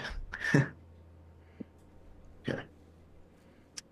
Virgo man is an emotional spider who builds his web in his own way, perfectly. He takes his time to make it, almost as much as he devotes to studying and picking apart the traits of each sign that sees the web. That bright blue and white spica weaved so carefully that a single strand stepped upon incorrectly sends the right vibes back to Virgo man so he knows to stay away. He squirts a silky new maze of white transparent checkerboards around himself so the intruder can see him on the outside but never get in. He has to weave a brand new maze for the trespasser to weave around and swerve inside before he earns his trust.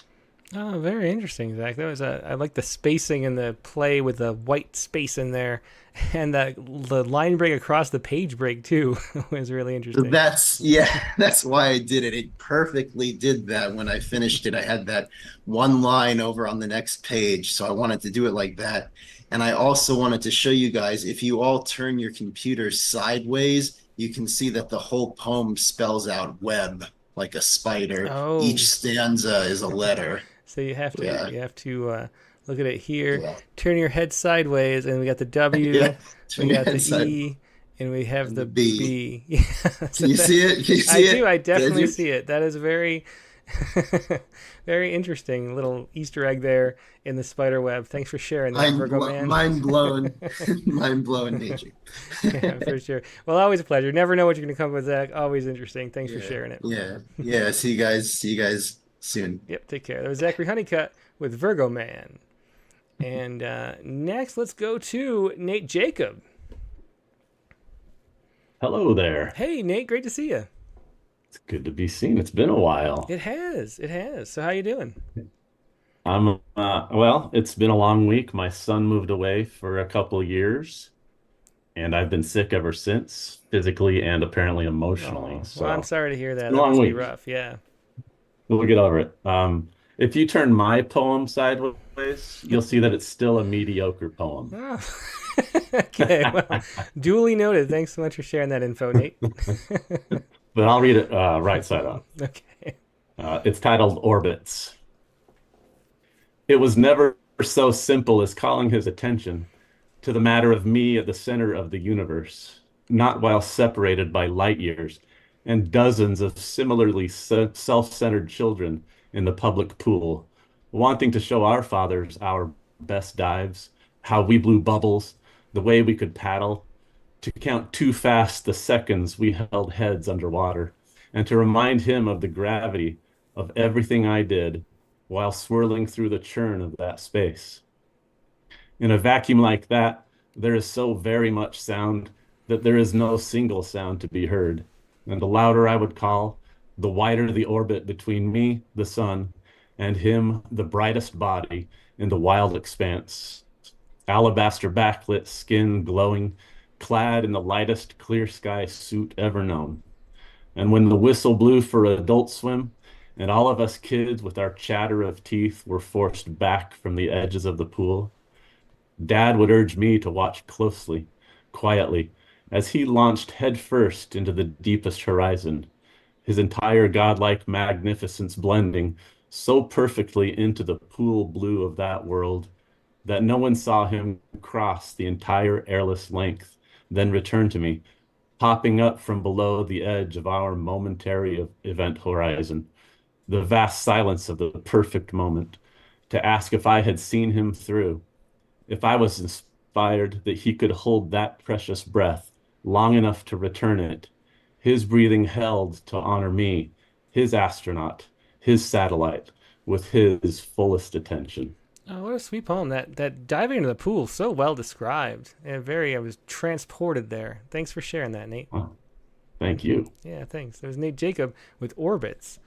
Another poem from our prompts. Let's go to Laura Berg next. Oh, okay. Thank you. I'm going to bring us a little back down to earth because this is from last week. Okay. And last week's prompt once again was, even though you just said it, I can't remember. A place we'd never been. That's right. Yeah, Okay. A place we've never been. Mm-hmm. Yeah. Okay. Will I ever see Kinkakuji? Once I clipped pictures from a travel magazine to make my own book about a trip to Japan, pretending I'd set sail, arrived in Osaka, and traveled overland by train on the JR Tokaido line to Kyoto. Onto the orange burlap cover, stiffened with shirt cardboard from my father's clean shirts, I stitched an origami crane. Will I ever go to Kyoto to see its golden pavilion, Kinkakuji, its phoenix with a ribcage tail prancing on the temple roof to the pulse of gazes?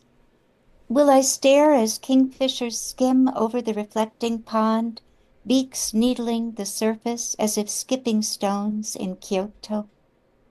Will I stand before the topiary ship shaped from a centuries-old white pine, layers of sails puffing above, the scent of pine sap causing the air to throb like shamisen strings? May my spirit climb up through those branches and high into the fascicles. Oh, a really beautiful poem. I love the music in that, Laura. Really well described and musical. And it reminds me of that wonderful haiku. What is it? And like mornings in Kyoto, I long for Kyoto. Is that the right haiku? Something like that. But anyway, wonderful, wonderful poem. I love that. Thanks for sharing it.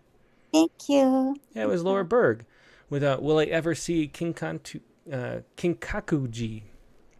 And next, let's go to Angela Gartner, who hasn't been here in quite a long time. It's really cool to see you, Angela.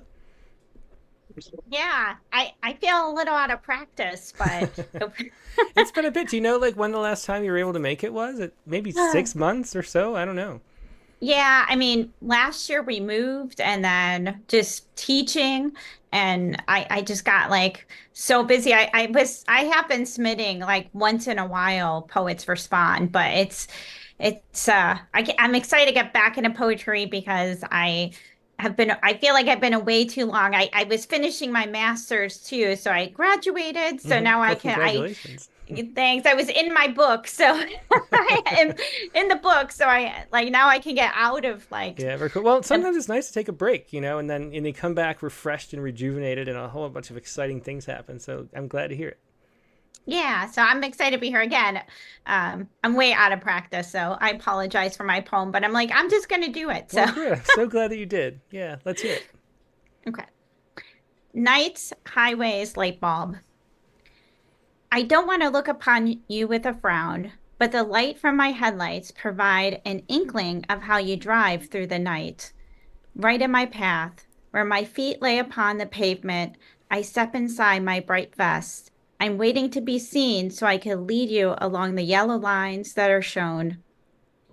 I wish you would slow down and not look straight above or below your waist. You will go where you are meant to be. When I turn off and the bigger bulb comes out, don't forget about me. I will be back to follow you in the night. Oh, I love that. That was, yeah. It's about the moon. Like the street lamp, I was thinking construction that I go through all the time at night. So I was kind of like thinking of the moon when I try to make it a metaphor, but I don't know if I know I did. Very cool. Well, thanks so much for sharing that, Angela. That's great, and great to see you again. Great to see you. Yep. Bye, guys. Bye. Yeah, it was Angela Gartner with a Night Highways light bulb. And next, Barb Christing is here. Hi, thanks. Hi, Barb. Yeah, great to see you. The only thing I think I need to explain about black holes, which is the celestial body that I chose, is the term spaghettification. And that's when objects enter a black hole, they tend to stretch due to differences in their magnetic fields. Oh, wow, spaghettification. And my lack of understanding women who are attracted to bad boys. So it's kind of a mesh of those two things. Well, that's a cool metaphor, that's for sure. Yeah, and great word, as Danica says. Yeah. Okay. And it's entitled Magnetic Black Hole. What madness lures me to you? Invisible amongst the jeweled constellations, I see not you, but your trail of dark destruction. You consume all light, hold fast to its rays. Spread your blackened soul to feast upon all that moves across your path. And yet I cannot resist your pull. Lay myself down to feel your pressure stretch me beyond the screams. Distort the very shape of me to conform to your demands. You take everything, offer nothing in return. Leave a black hole where once I sparkled. Still, I am drawn to you, my joy forever trapped within your depths. Oh, very cool. Yeah, great use of that metaphor, Barb. And definitely some people are like black holes. It's totally true. Yes, indeed. Yeah, a really cool use of that prompt. Thanks for sharing it. Thank you. Yeah, that was Barb Christing with a magnetic black hole. And next we got Mark Grenier. Hi, Tim. Hey, Mark. How's it going? Hey, great. Okay, I've got a, I think, metaphoric poem here. We'll see.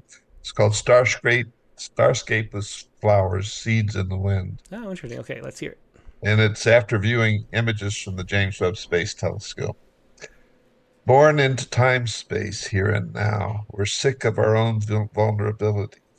See clearly the sea surface of dreams receding today, fading like precursor molecules in nebulas burning light years away. Their futures gone into ever more distant past, where what we see is what we know, and what we knew was the voice of God. Behold the lilies of the field, they neither reap nor sow. Spoken down on us like the weight of the world. The universe penetrating that ancient ego-space mind. The Big Bang birth of all that is, that ever was or could be, breaking into bloom that may even sometimes fade away, beyond our rage to know, to be seen in the wrinkling surface of ocean. Darn it, I keep losing my hope. The wrinkling surface of ocean waves crashing ashore, where we, high on a rock above the sea, are convinced that yes, we know the truth, the scientific facts of life and death, flood and fire, drought and the cyclone's wet destruction. Storm winds here on the surface of our small rock, this pretty little blue-green gem, like sand in the mantle of time. Where's my space again? Like sand in the mantle of time, intruding into infinite space, space extending to the end of dreams and things, beyond the ken of we small insects crawling about, sniffing the tails of neighbors nearby, scurrying after all that orgasmic space-time, crashing its light bombs into our meager constructs, chasing infinity, chasing the Godhead, chasing the truth so incredibly far beyond our knowing that all we can do is enjoy the flowers nearby, admire the love of soulmates hand in hand like honeybees buzzing about our business, ensuring their hives are fed and that flowers will once again cast their seeds into entropy, off on the space-time winds we search so earnestly to comprehend or defy. Yeah, very cool. I love especially that the flowers casting their seeds into entropy. Very cool. A lot of great lines in that poem. That was Starscape with Flowers, Seeds in the Wind by Mark Grenier. Thanks so much for sharing that, Mark. Thank you. Yeah, that was Mark Grenier once again. And next, let's go to Rob Harris. Hey, how are you? Hey, Rob. Good. How you doing? Doing all right. Thanks. It's good to be on. I hope at least some of the people here got to see the it wasn't exactly an interview, but it was the other night there was baseball was playing a game at the Rickwood Stadium in Alabama. Oh, really? Oh, that's neat. And Reggie Jackson was on that night, and they asked him what his thoughts were about returning to Alabama. And the answer he gave them was not the answer they were looking for, but it was definitely the answer that we all needed to hear. So I would suggest if anyone hasn't seen it, if anyone's wondering what I'm talking about, you can find it online. Just Reggie Jackson, Rickwood will probably get you there. But he spelled out what that was like, and I saw it and I was moved, and I said, I have to do something about this. So, Like coming up in the minor leagues there, I imagine. Is that what he meant? yeah, he was playing in the '60s in the segregated South, and he told of what that was like, and I had no idea. Yeah, wow. I don't think a lot of people did. So I wrote this partly from the view of a baseball obsessed 9-year-old that I used to be, and partly from an adult who was surprised and disappointed that he didn't know any better. So my metaphor is basically Reggie Jackson as the North Star. So that's this is called Baseball's North Star. Let me know when you're ready. Yeah, go ahead. Oh, okay, great. On a magical night back in 1977, Reggie Jackson established himself as the brightest of baseball superstars. 3 pitches, 3 swings, 3 home runs on the biggest stage of them all. Since that night, no professional athlete has ever approached this singular feat. And then one night, many years later, America heard the truth about how this brightest of all stars was nearly snuffed out. Racism in the South routinely denied him a meal or a place to sleep, and it fell to his manager, along with some sympathetic teammates, to shield him as best they could.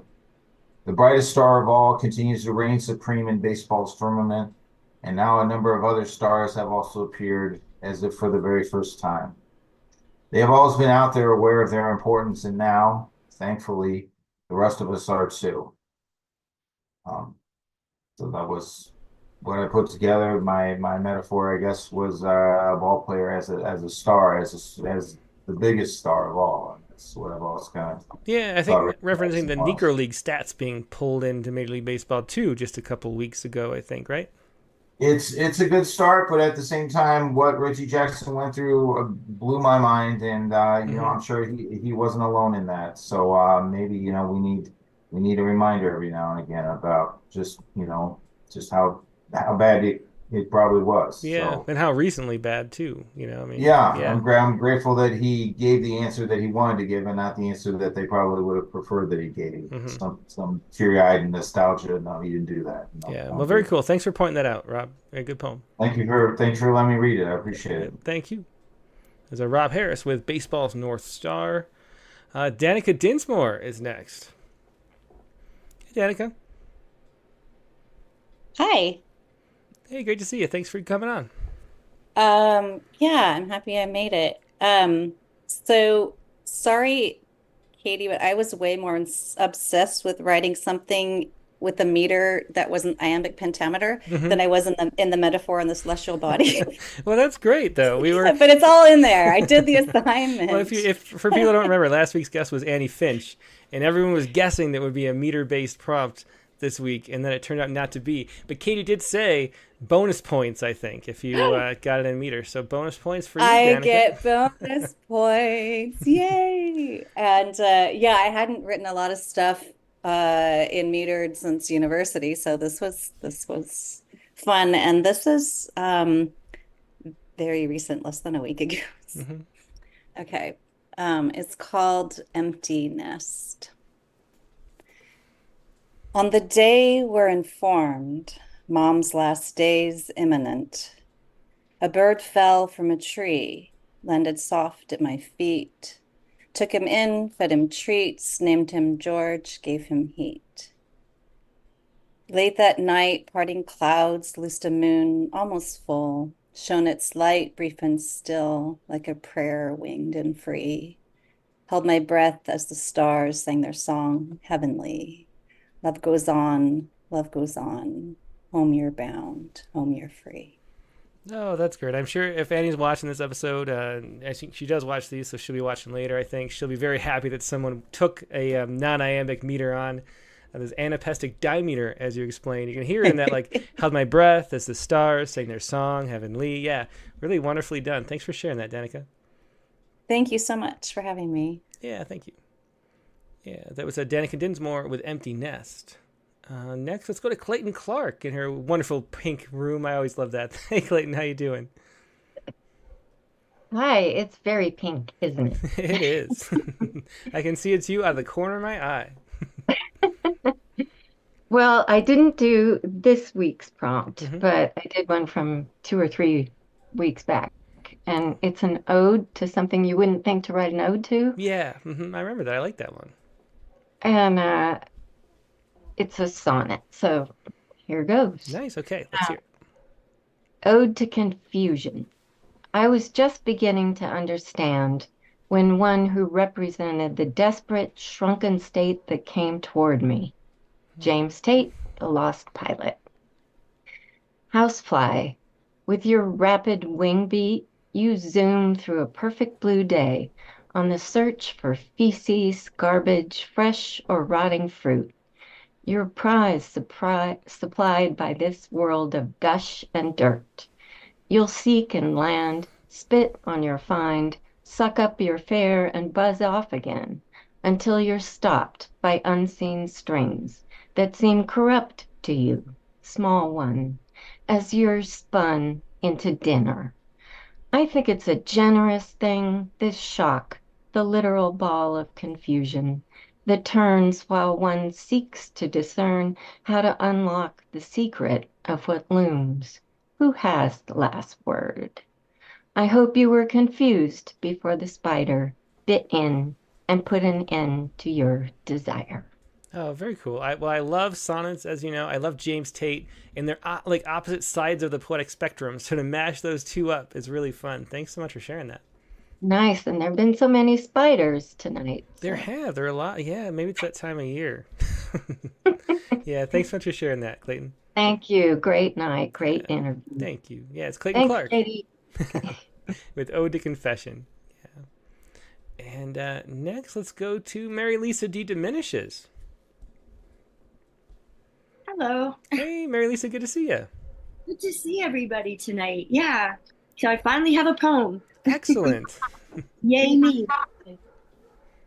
That's not me having feedback, is it? No, I think you're good. I think we just had someone unmuted. Go ahead.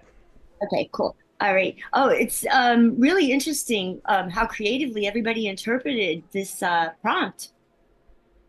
Yeah, yeah, it definitely is. It's a really fun. I love Celeste. It's too bad Dick Westheimer's not here, though, I have to say. With all of his astronomy poems. Yeah, I know that this time of year his grandkids all visit and they spend a lot of time, and I'm sure that's what it is. But yeah, astronomy poems are great. I'm sure he'll come back next week with whatever he wrote and it'll be good too. I hope so. I hope so.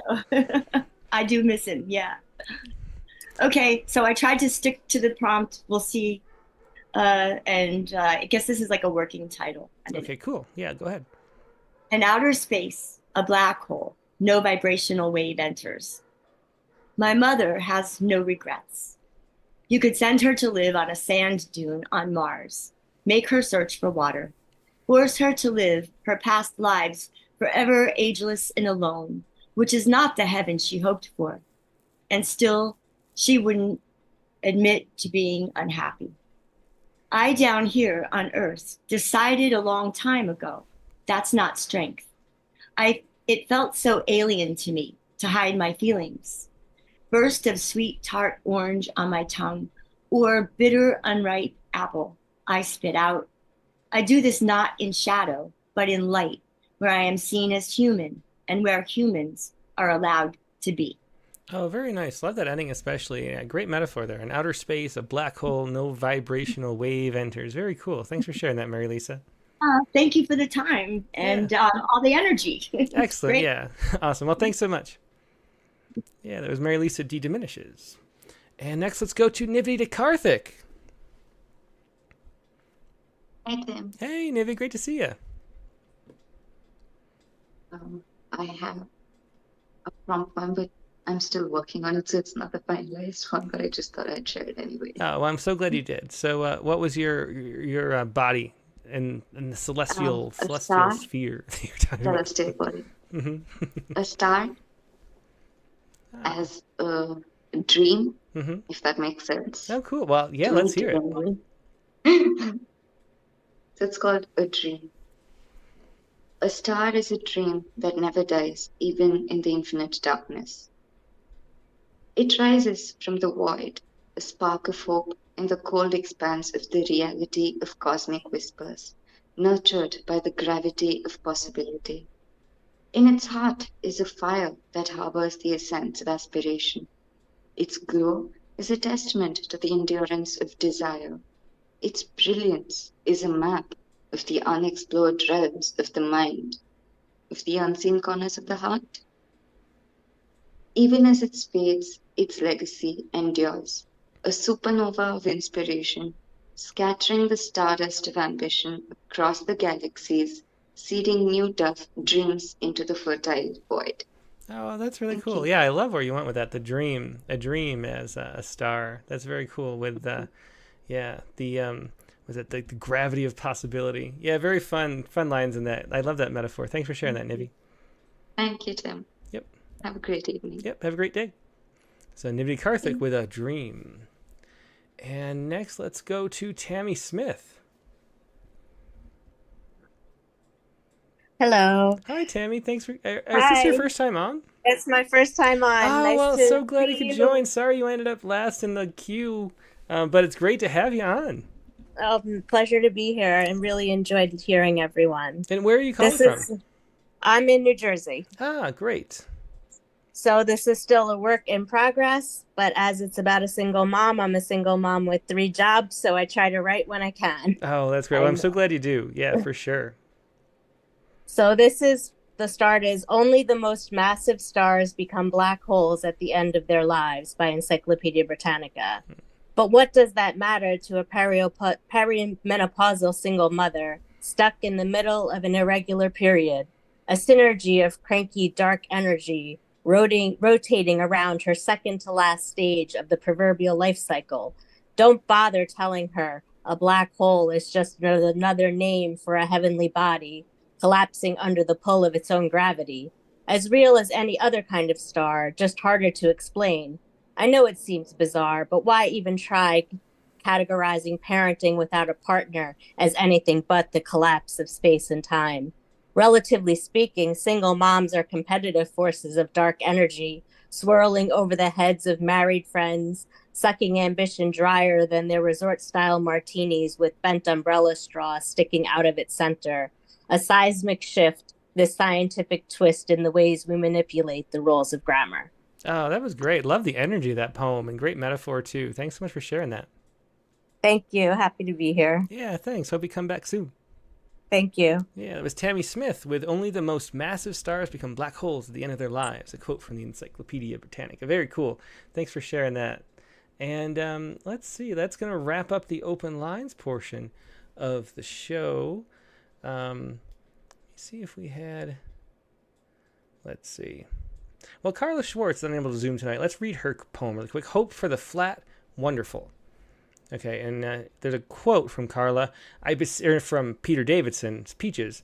I beseech you, Peach, clench me into the sweetness of your reaches. And that's how it starts out. Let's take a look at this poem that Carla sent in.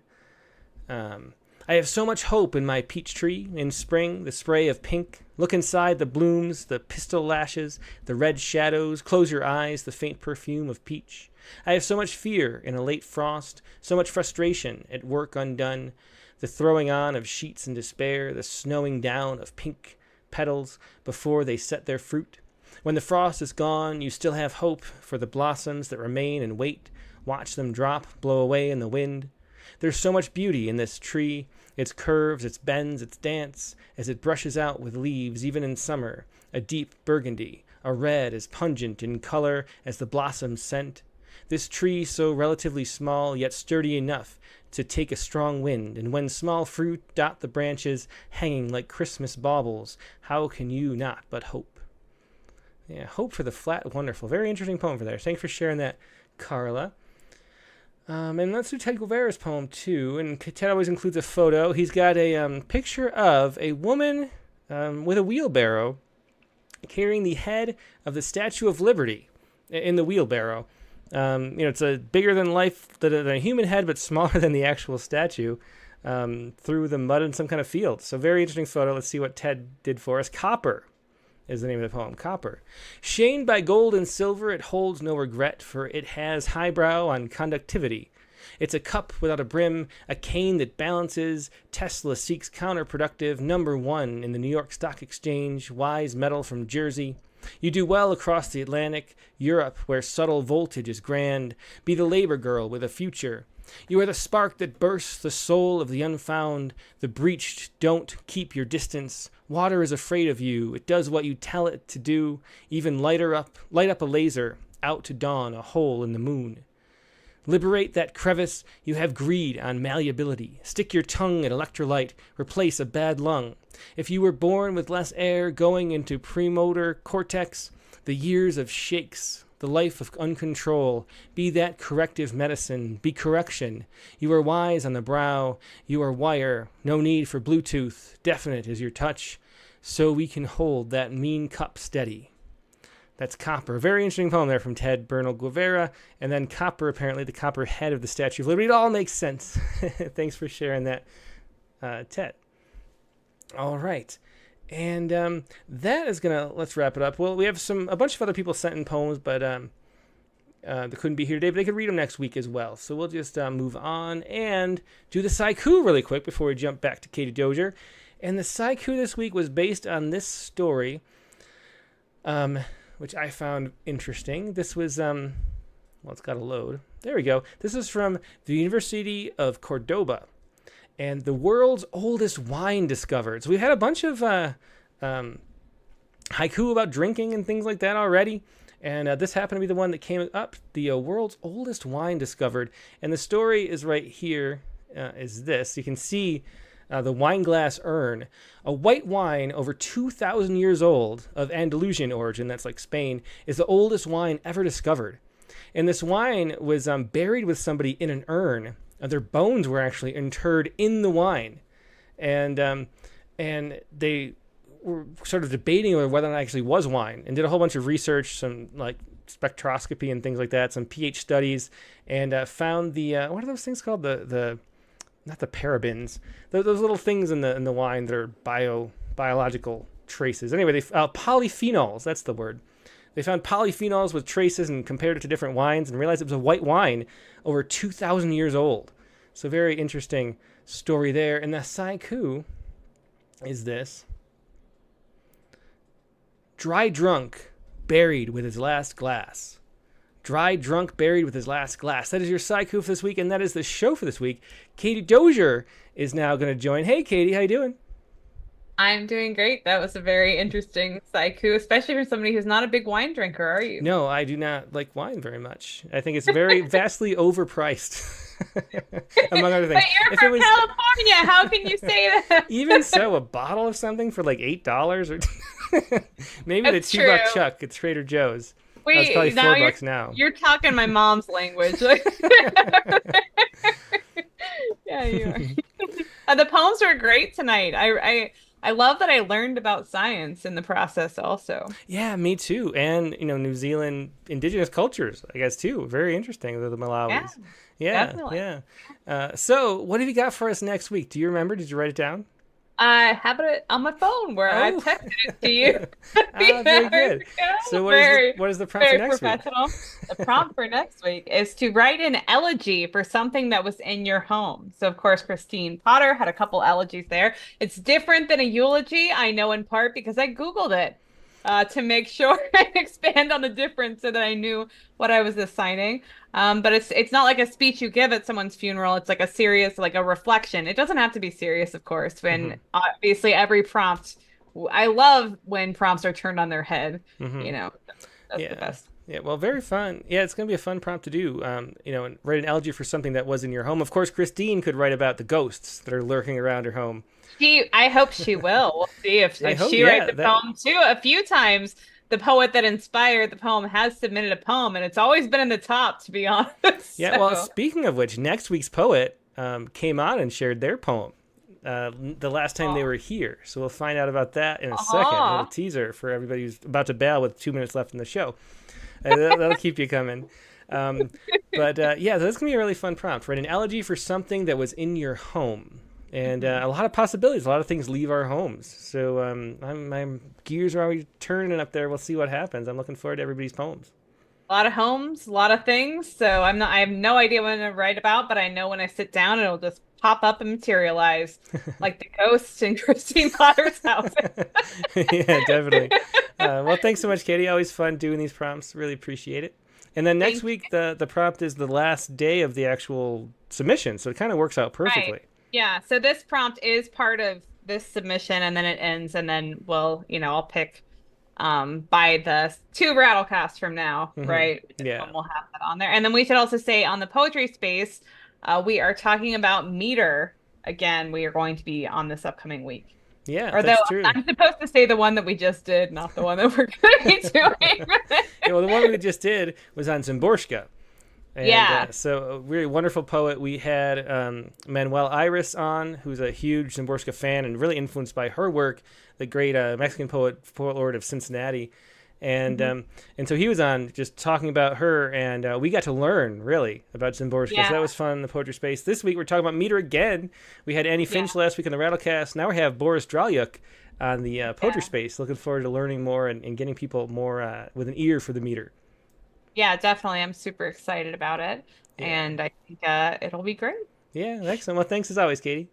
Thank you, Tim. All right. And then next week, that guest I was alluding to is going to be Erin Murphy. And Erin Murphy came and we had a prompt. I think this was like a little window where we were having the guest do the prompt, but then it felt like I was like giving a work assignment, so I decided to stop doing that. But Erin Murphy asked she had a prompt that involved, I think, writing, if I remember right, one of her demi-sonnets. It was a specific way to do it, and she came back and shared one, I believe, if I remember right. But Erin's a great poet. We have those rules about returning. We have to only one returning poet a month. I'm establishing, and it has to be a great episode as well. And Erin's was a really wonderful one. She has a new book, Fluent in Blue. She also has another book that's about to come out. That's a chapbook of centos. So those are the poems where you borrow the lines of the whole poem from other poets. And so we're going to talk a lot about centos, and we're going to talk about Fluent in Blue, her newest book. So having something else to talk about is one of the keys to coming back on the Rattlecast. And that'll be Erin Murphy for a really fun episode, Sunday, June 30th. That's Rattlecast 245. The regular time, 8 p.m. Eastern, 5 p.m. Pacific. Hope to see you there. Hope you have a great week in the meantime, and I'll talk to you later. Goodbye.